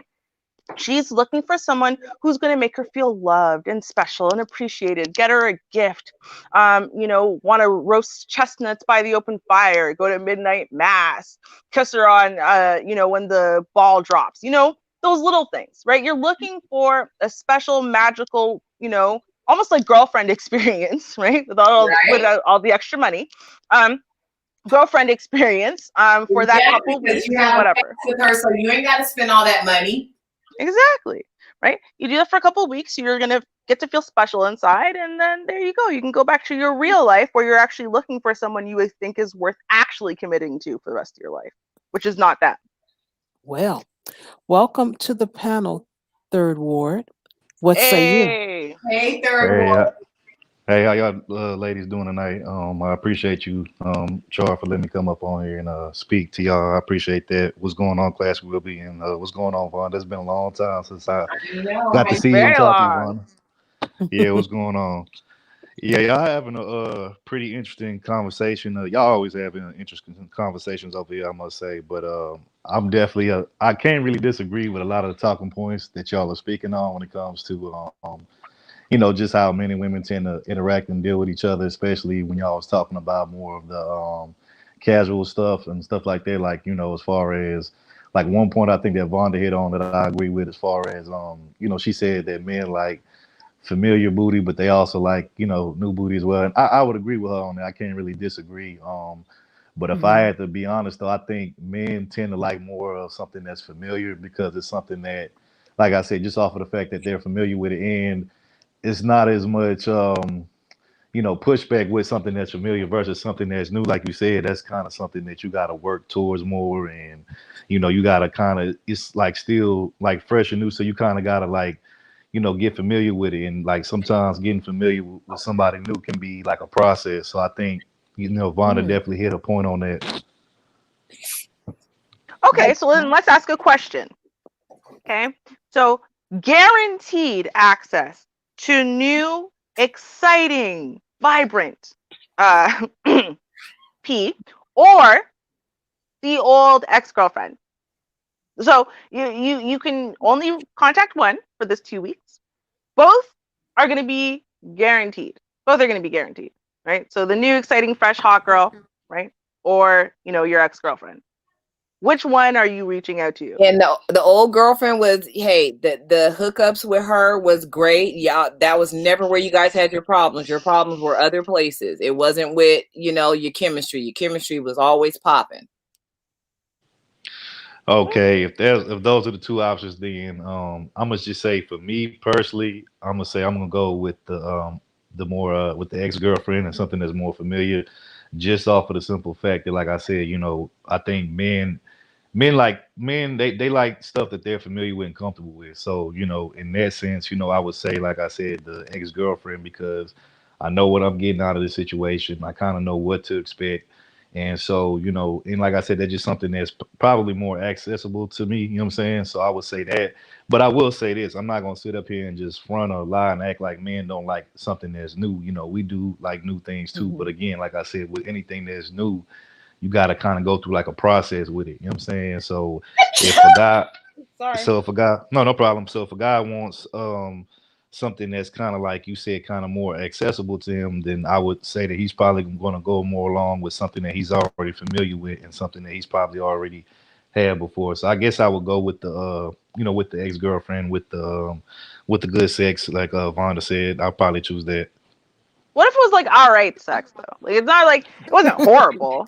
No. Because Vanda added in that caveat, and I said, okay, let's let the caveat ride for a second because I want to see here, right? So now, what if it was like it's all right, like it was For the functional? unknown. Okay, with the new booty, Yeah, it's unknown, and then you have your old standby.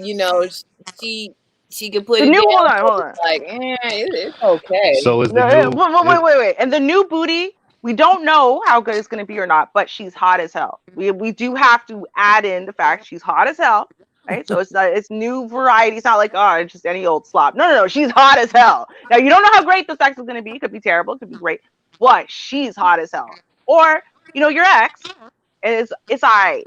Like it's alright. Like it's if I'm passable. being if I'm being totally honest, then if it's that scenario, then it'll probably be the new booty or the new chick. But I will say this: I think I do want to throw in this Mm, factor into it. I think also another major reason why I think a lot of people would tend to go with what's already familiar with them is because, again, like I said, you already know what to expect, and also, let's be honest, with something that you're familiar with, you don't have to be as I guess cautious is the word I'm going to use. You don't have to be as cautious or whatnot with that versus something that's new. You don't really know what you're getting into, so you're going to have to be very cautious, of course. Using protection, all that kind of stuff, right? So I think the familiar part of the something that you've already had before and that especially if their like sexual habits and patterns and whatnot. I think a lot of men probably will go with that just because, like I said, you could tend to be a little bit more loose, I guess, with the situation versus, something new.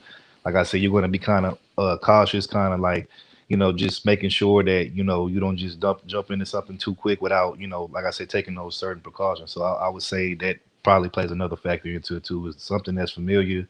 You tend to mm, have more your guard down with it versus something that's kind of like new. true. Okay. Okay. That makes sense. I mean, like the way I would see it is this, right? I mean, first of all, like I said, casual sex was never a thing for me, and a lot of that has a high factor of I'm terrified of everyone. I think everyone's infected with everything, and I'm gonna die by sleeping with them. So, it was never gonna be like a lifestyle for me.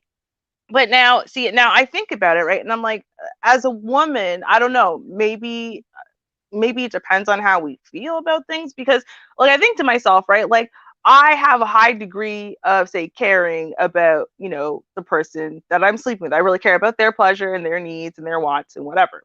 So like I don't know, maybe if I was feeling super extra selfish, right, like if I was a different person, so casual sex was on the table, right, Mhm. I was feeling super extra selfish, I just wanted to get off, I just wanted to, then I probably might pick the new hot guy because I don't care how he feels, right? I don't care what he thinks about me. I don't care how he feels. You know what I mean? He's just there for my good time, and then that's it. Whereas I think with the ex, I would care very much how they feel. And then I also think about, to me, there's an emotional fallout where, being with the ex, like it's been a period of time, right? So you start forgetting all the bad stuff. So now you sleep with the ex, you rekindle the emotion and, all those bonding hormones again with this person. Now you're just going to walk away from it like it never happened. Like, I don't know. I would, to me, emotionally, Yep. I feel like that's such a travesty. Like, I'm not sure I would choose that one. Like, I think I would rather between the two choose the one that's not going to leave me in emotional wreckage later or leave me reconnecting and getting back together with an ex and we broke up for a reason. Do you know what I mean? But you know what? For the most part, I think with women, it depends on what the past was with the old dude. Most women, and I could be wrong, and I might just be speaking for myself. I'm going to go with what's familiar to me, because I have a bond with this person. We have a past. I know him. Um, and, I already feel something for him. With the new guy, that's just going to be a straight notch. I don't know jack about this dude, Mm. and to me that feels so empty and meaningless. Whereas with my old dude, at least I know we're gonna go back to that place where we were. Yeah, we have problems, which is why we're not together to this day, but he still holds a special place in my heart. Oh God. Oh God. Oh. So if Hey, I if Vonda, I you if I hilarious. if I open Uh, this up to him Y'all are again, hilarious. we're just gonna rekindle a little bit of some of that, that that warmth.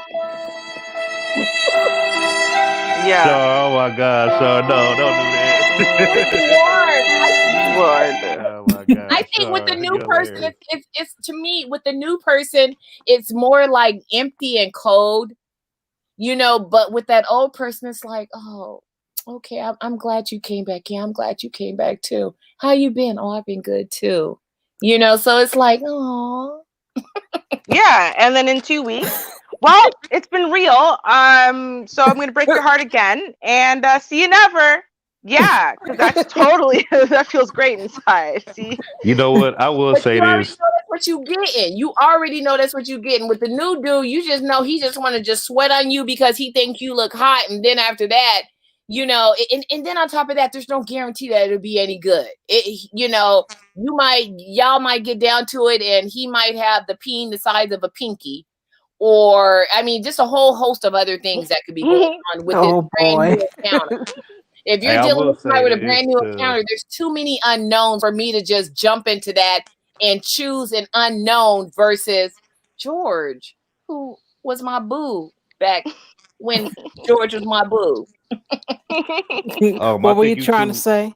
Go ahead. No, I was. Oh, excuse me. I'm sorry. I was just trying to say. I think both Ruby and Vonda bring up some very key good points on both sides, and I don't disagree with either one of them. But I would say this.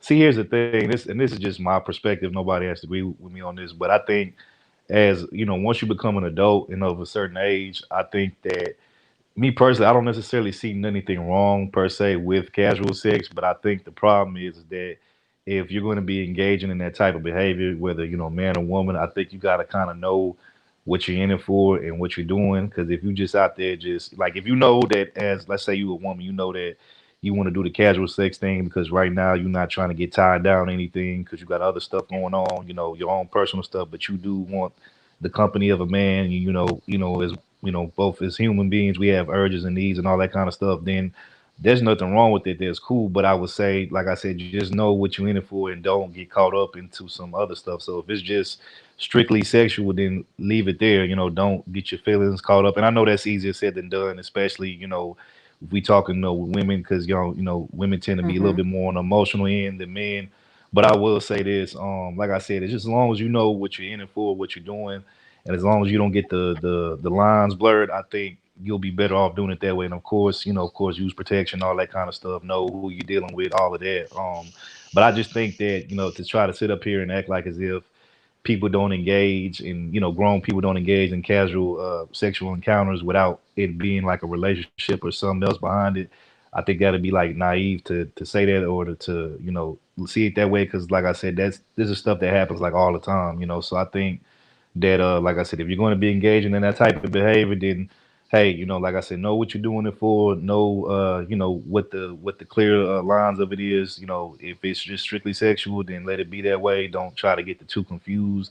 Don't try to make something that is not. And I think if both parties would do that, and of course, like I said, protect themselves or whatnot, I think the outcomes would probably be better between both sexes versus going into it and you really don't know what you're doing. You're just trying to have fun per se, but you don't really have no real plans behind it or no real guidelines behind it. Then I think yeah, then you're susceptible to fall for pretty much anything. So I think that's really what I think we have to do better as adults if you're gonna engage in that type of behavior. See now, and I agree with you Mm-hmm. on the one side, and that's why I did say earlier, hey, listen, the casual sex scene is not for me, never was, but this is why I did the, get over one person, get under another, whatever. But I gotta say here, the thing is, casual sex was not made for everybody, right? And True. and we Very also true. shouldn't pretend that just because socially it's acceptable for both men and women to engage in casual sex doesn't mean that it's made for everyone. Not everyone has the mental, emotional, psychological constitution to handle casual sex, and that's both men and women. I know there's a lot of pressure put on men to be all about it, but not every man is. And actually the national averages for, I think what's the number 7 in a lifetime that men have slept with versus women, which is about 20. At the last time I checked those national averages over millions. I mean, it comes Wow. down to as much as there's a lot of pressure on men to basically, casual sex lifestyle. I mean, God, of course, that's what they're going to do. Most men are not actually out there actively seeking casual sex. Um, and I think that the ones that are, they know they're about that though. They know that they're made for that. And the ones that aren't know that they're not, right? They don't, maybe they tried it once or twice and they're just like, no, it doesn't appeal to me. Likewise, I think women, now there's like this new pressure on women to be about the casual sex lifestyle, which in essence makes them not even enjoy sex at all because they're just spreading their legs and all right, I guess so you just do this inside of me now and okay, that's what I was supposed to do, and that's it. And you get a lot of stories of lying there like dead bodies and da da da because they don't understand sex is for them too and they can enjoy it too, because they're doing something and they're engaging in something that's not really for them. So I think that we need to realize, and people need to start realizing, like, hey, it's totally okay if casual sex is not for you. It's okay if sex outside of marriage really isn't for you. It's okay for you to just be like, nah, that's not where I'm going personally. I'm not comfortable with it personally. Like, I think we do need to, it's like almost like there's this rule.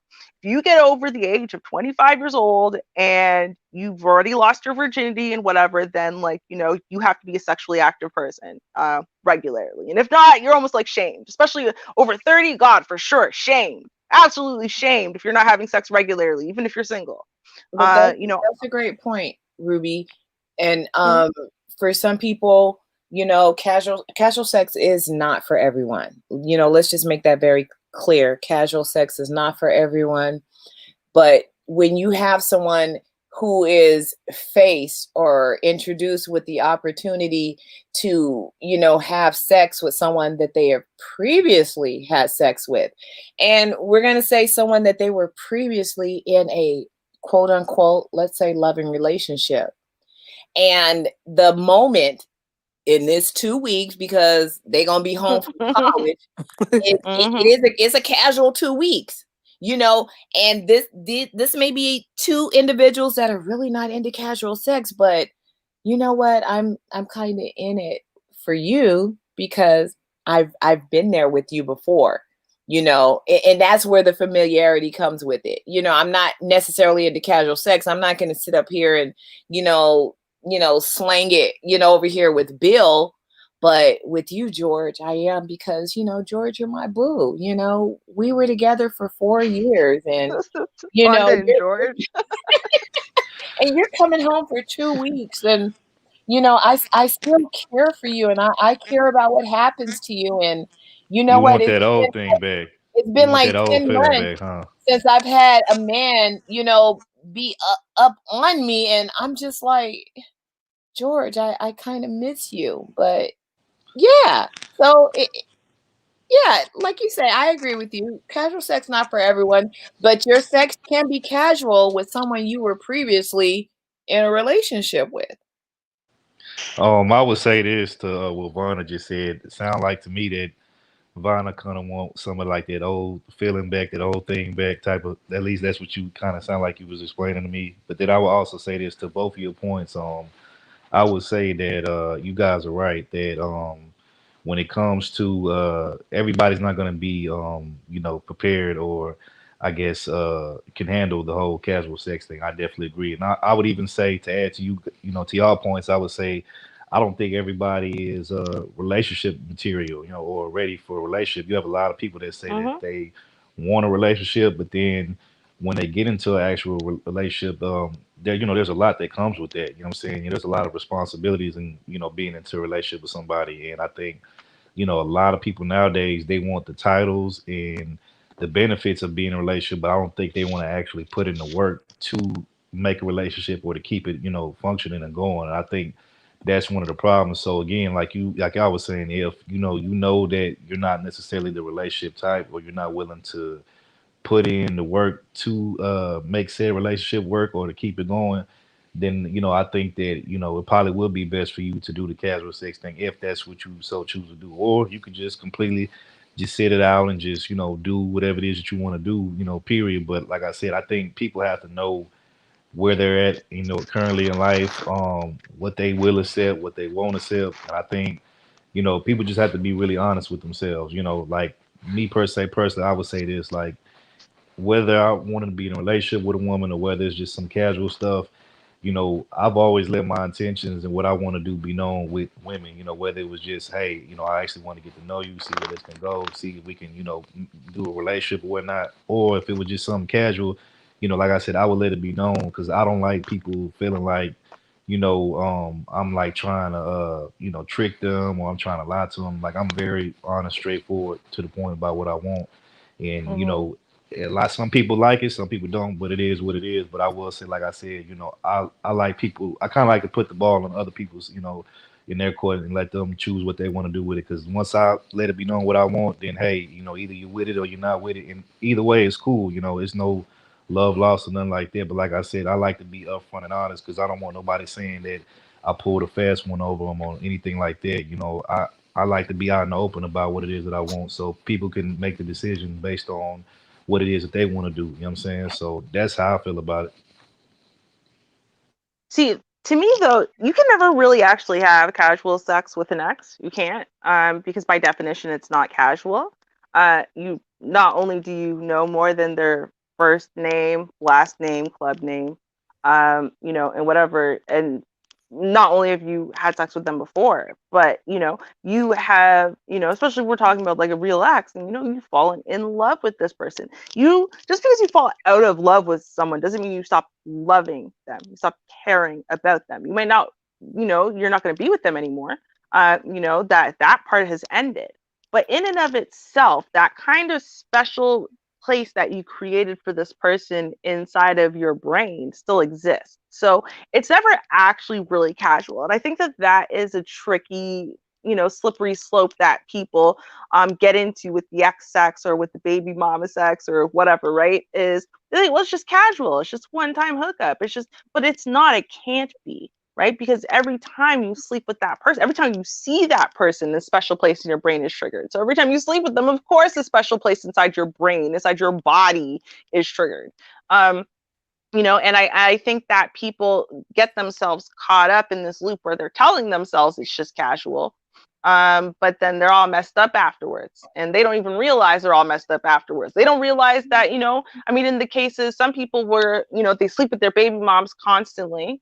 By constantly, I don't mean like every single day, but let's say like, I don't know, once a week, right? Or once a month. But then they care everyone she sleeps with and blah, blah, not for the sake of their baby. It's because they're still jealous, because they're still angry, right? Because they're still possessive. Why? Because it's still mine. She's mine, right? Your baby's Right. 14. Doesn't matter. She's mine.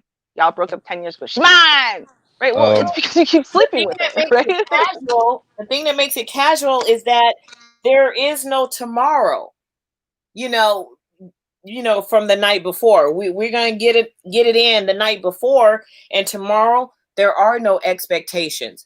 I may not even hear or see you, until next, break from school, So that's what makes it casual, because there's no expectations after that, you Yeah, know. but is it really casual? See, the thing is, though, right? Even though you could know that I'm not going to hear from you tomorrow, let's say, right?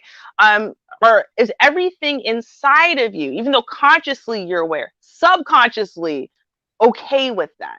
Because that is, to me, the difference. Actually, it's not your awareness of what's going to happen, right? It's your okayness with that happening. It's your okayness and your detachment from it happening. You aren't devastated. You're not a melancholy. Your dopamine and this and that haven't plummeted into, the ground. You're not obsessing. You're not secretly holding yourself over in a corner, waiting and hoping and praying that they're going to call or text or whatever. You haven't started making future plans subconsciously. Like, just because you might think something, consciously know they didn't promise you anything, consciously say it's okay. It's like, well, is it though? Is it actually really okay? And that's why for some people in general, casual sex isn't okay.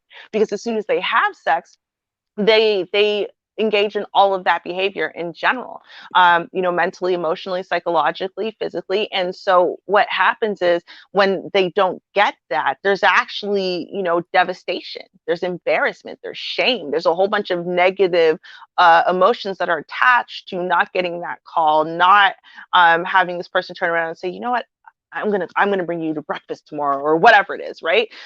Because they were actually they get a lot more invested after the sex than they were before. Yeah. So it's like, it's Yeah. something you've got to be careful of. Unfortunately, you have to realize, and this is why I say for some people, in general, casual sex is not good. But recognize that, in general, even if you're good at casual sex, sleeping with an ex, or with someone you had a child with too, especially, that is probably when I think most people are at the most risk. Because you've already established all of those things inside of your brain. All you need is something to trigger it. And then there you go. Now all those systems are firing in your subconscious, even though consciously you're trying to tell yourself you don't care. I think you Yeah. bring up Trying to I mask think it. I think you bring up a good point, Ruby. Definitely that last point you just made there with with going back to somebody that's you're familiar with. And I would say this to everything that you just said prior to that. This is why me personally, I believe honesty is the best policy.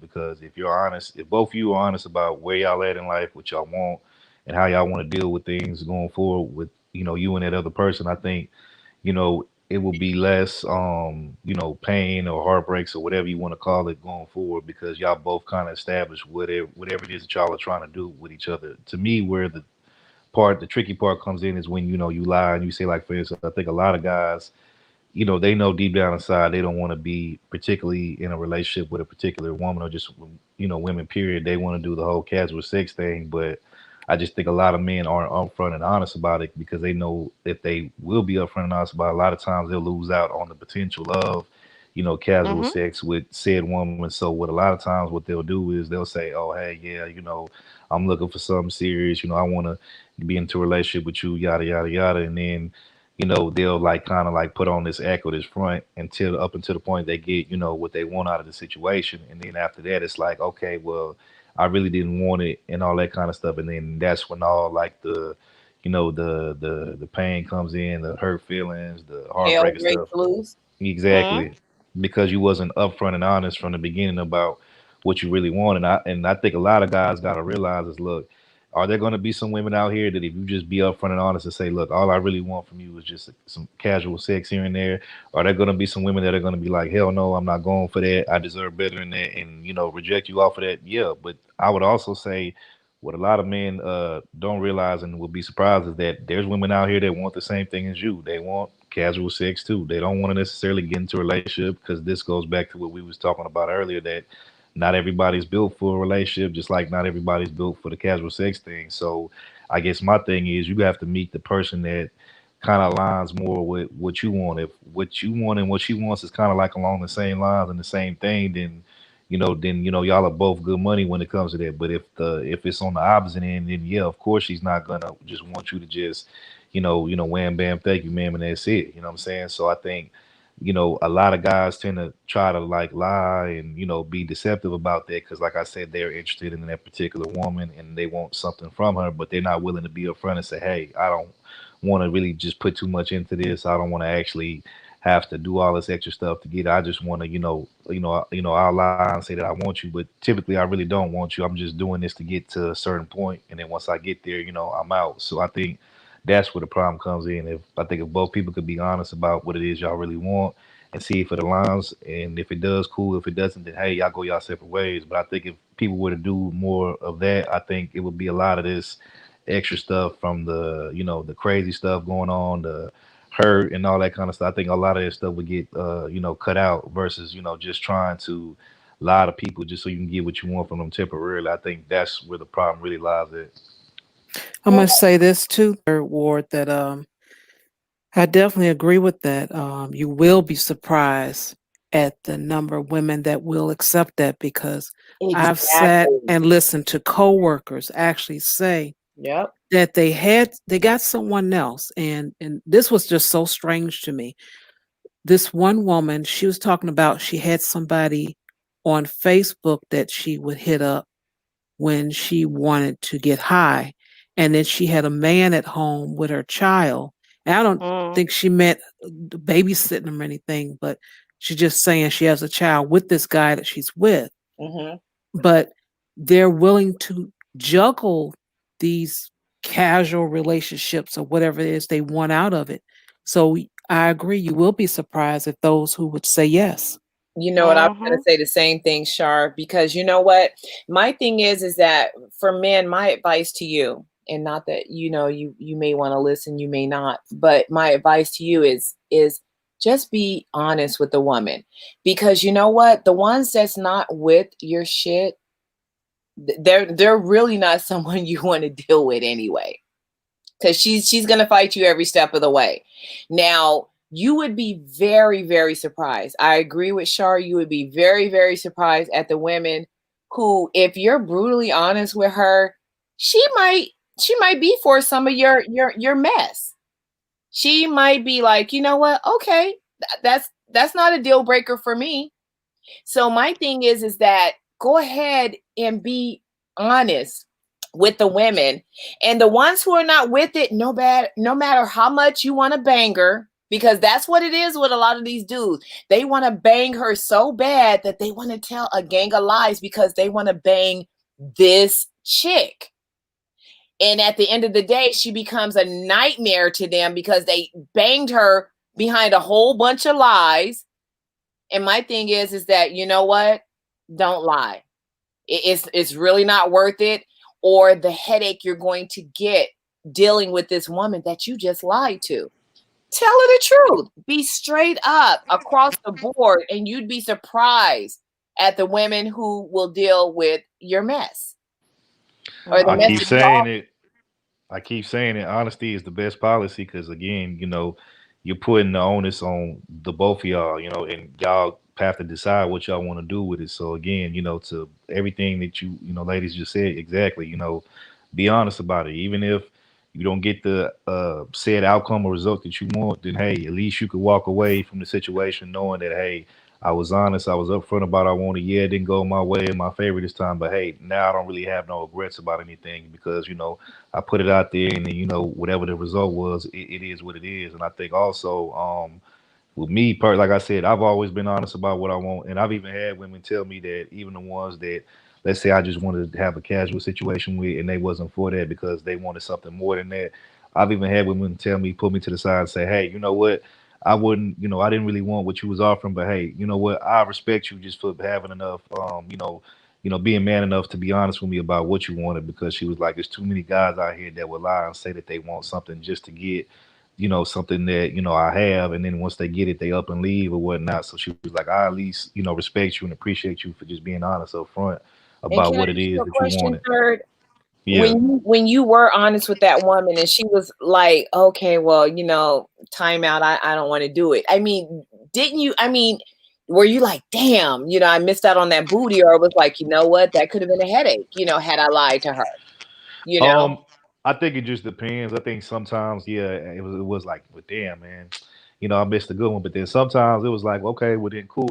Sometimes I actually, to be honest with you, sometimes when a woman tells me no and she's like adamant about what she wants, I think that makes a lot of guys, especially guys like me, it make me respect them and admire them even more because I'm like, okay, well, damn, she just wasn't easy about it. She just was like she was gonna stick to her guns no matter what. And I think to be honest, I think more women should stick to their guns when it comes to that, because I think when y'all do that, it shows men that y'all are not so easily persuaded or swayed or whatnot. And look, I would say this: a lot of men. I would say I'm not saying that men want to put up with a woman that's a headache or like of a hassle, but I will say that men don't typically want to respect women that's just gonna lay down and just let him run all over her neither. You know what I'm saying? So it's kind of like finding that thin balance or that middle ground of finding a woman that yes, that she's receptive to you, but also at the same time she's not gonna just let you just run all over her stuff like that because she has some kind of self worth or self respect for herself too. So I think that's kind of what men want, especially if you're talking about for a long term relationship or whatnot. I think men tend to want a woman that, like I said, she's not hell to deal with, but she's not necessarily just gonna let you run over her or nothing like that. I think that's kind of like the middle ground. That's like the area that you want to be in when it comes to dealing with women. I don't know. I think that, what it comes down to when we're talking about honesty here, does go both ways too, because see, now women, and again, any woman I know who's done this has always regretted it deeply. But with that being said, what they'll do is they'll pretend that they're down for the casual sex thing or whatever to sleep with a particular guy because they've been about this guy forever. They've been so in love with this guy since like middle school or whatever, right? He's finally giving them the time of day, but not in the way that they're wanting, but they're hoping that maybe, just maybe, while she sleeps with him, maybe he'll see her in a different light, right? Maybe, whatever. And so she sleeps with him, and then, he goes, yeah, that was great last night. Anyway, peace out, homegirl, right? And she's devastated, and, she can't even like live with herself or like look at herself in the morning because, she compromised herself, compromised her own integrity, your self-respect, all these things, right? For this chance at this guy who, again, who can you be mad at? You can't be mad at him. He didn't lie to you, right? And then but what will happen is, of course, you're gonna get mad at him. You might lie on him, all kinds of stuff. No, he said. He didn't say anything, right? But you're just mad at yourself because, again, you compromised your own integrity, and your own belief systems. And so, I think the thing is, right, is that women got to be really, really careful to be honest with themselves about what they want and what they don't want and why they want it or why they don't, right? So like, do you actually really want to sleep with this guy, or were you hoping that a guy like him, blah blah blah, right? Because I've literally been that girl. Oh, I wish a guy like him, why can't he love me, right? That stupid girl he's dating, she's got nothing on me, why can't he love me, right? Like, I've literally been that girl. But the thing is that for all that I could think that and whatever, luckily I never fell into this idea, this concept, or maybe just luckily I was never put in the position to have to make the choice there. I still remember you, David Corbin. That's right. Broke my heart. Boy, I love that boy. I love that boy. I love that boy. I put in time and everything. Broke your heart, Ruby. David Corbin. Yes, man. He broke my heart. I had David break my heart too. Yes! We won't even go there, girl. We're not gonna even go there, but I had David break my heart. Girl. I learned. But he broke my heart. He broke my heart because we were cool, man. I was in love with that boy from the day. And the thing is, what makes it more embarrassing is he was a year younger than me, right? You're younger. I never date younger guys. I always date like much older guys at this point in high school. Ruby, right? Stop it. My David was younger than me too. What? You see, that's why you can't date younger guys. They have no sense. If he was older, he would have known I was perfect for him. No, anyway. Well, I would say this. I would say that this younger cat, I have since I've been here since I was pretty young. I'll say that. But beside that point, I want to say this. There was a situation I can remember vividly when I was like a senior in high school. Because for those who don't know, I actually had, like, when I became a senior in high school, I actually had moved out of my mother's house and I had got my own place. So I had my own apartment. I worked 2 jobs and all that kind of stuff. So I was kind of like on my third ward. Yeah, so I was on my own. So I was the only senior in my high school, like with my own place or whatever. So I kind of was like doing my own thing and whatnot. Even though I wasn't doing nothing I wasn't supposed to. I just wanted to be like kind of grown and he wanted to see if I could take care of myself, which I was able to do. But anyway, so I met this one individual that, I met her. She, when I was actually, I think, a senior in high school, she was like either like her first or second year, I want to say, at college. So she was like older than me by like a couple years, I want to say. And So, we started, we met her in the summer, we kind of, and it's kind of started out just like we were just hanging out, kicking it, kind of cool stuff. And then, eventually, of course, we started to mess around or whatnot. And then it got to a point to where, because we was kicking it like all the time and just, having good vibes or whatnot. And then, of course, the sex was good too as well. It got to a point to where, feelings starting to get involved between me and her. And then it was just like, it was kind of crazy because it was like, you know, it's like she liked me, I liked her, but it was like, damn, like the way we started it off was like, man, like if I would have known it was gonna be like this, like maybe we should have started it off differently. And but by that time, it was already kind of like too late. We were where we already were in that situation, and so eventually, we kind of had to, let it go because if I felt like had we not, it would have and we would have kept, doing what we did, I think it would have like got to the point to where like the feelings would have started to overcome all of it. And I think, that's kind of that's kind of what happened. But yeah, that was a situation. Looking back, I'm like, damn, man, like I kind of wish it would have started off differently because, like I said, she was actually cool, and but again, because we started off on the wrong foot when it came to the other stuff, it was like it's like we couldn't really go, switch it back to, well, let's actually date each other. Let's, because I didn't want it to, be like kind of all out of whack or whatnot, and neither did she. So I think, sometimes it can be tricky. Sometimes you can end up in a situation where it's like that, and then y'all might start to catch feelings for each other, and it might be because y'all actually kind of cool and everything is, the vibe is right and all that, and of course the sex is good, but it's like because y'all didn't start off, how y'all was supposed to, it kind of won't really be what it should be, and then that's kind of like what ultimately why we had to just kind of let it go or whatnot. Yeah. Well, we got a couple of minutes. Anybody want to say something I for was the gonna say, final word? Shar, it's not fair. I was keeping an eye on the time. I deserve my final word because it's not 1 a.m. Well, you better That's start what I was talking, gonna girl. say. You got 2.5 minutes. Get to talking. Two and a Yeah, half right. minutes. Y'all know I watched the time. I already know. I was gonna slip it in, right? I was gonna give it 30 more seconds. All right. But no, I'll say this. This is what it comes down to. People need to take more time.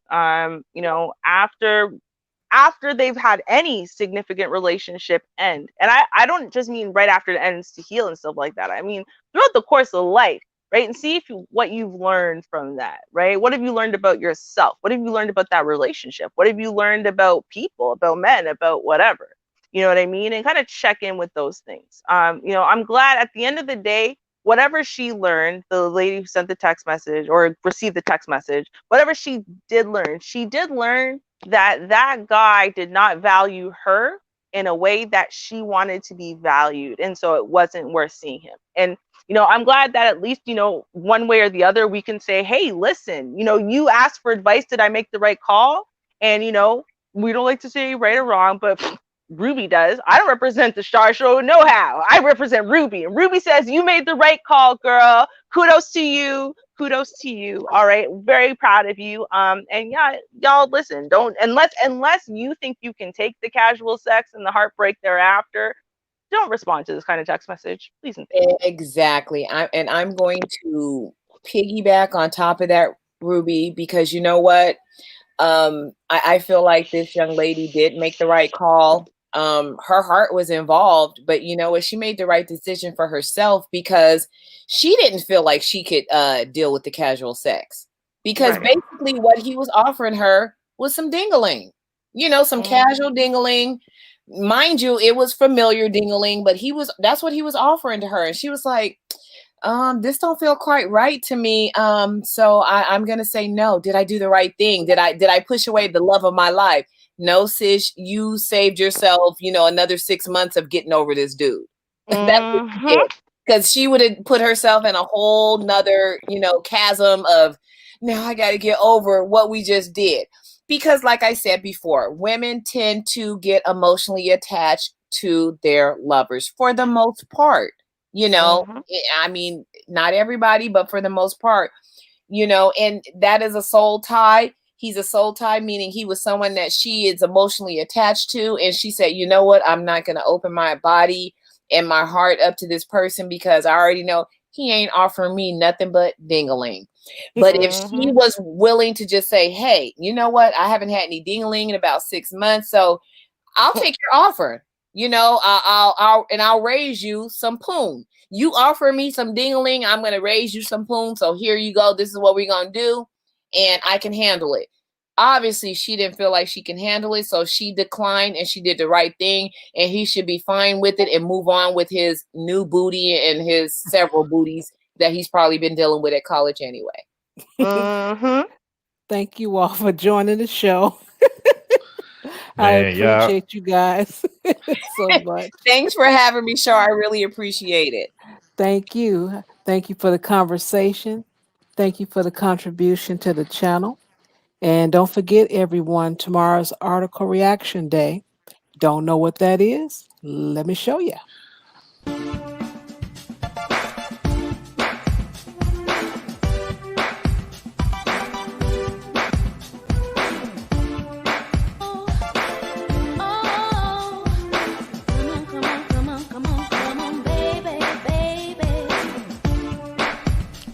Hey, folks, it's your nighttime. It's your right time DJ Music. Make sure you join Char Willie each and every Saturday, 7:30 Eastern, 6:30 Central, for article reaction, right here on your local YouTube channel.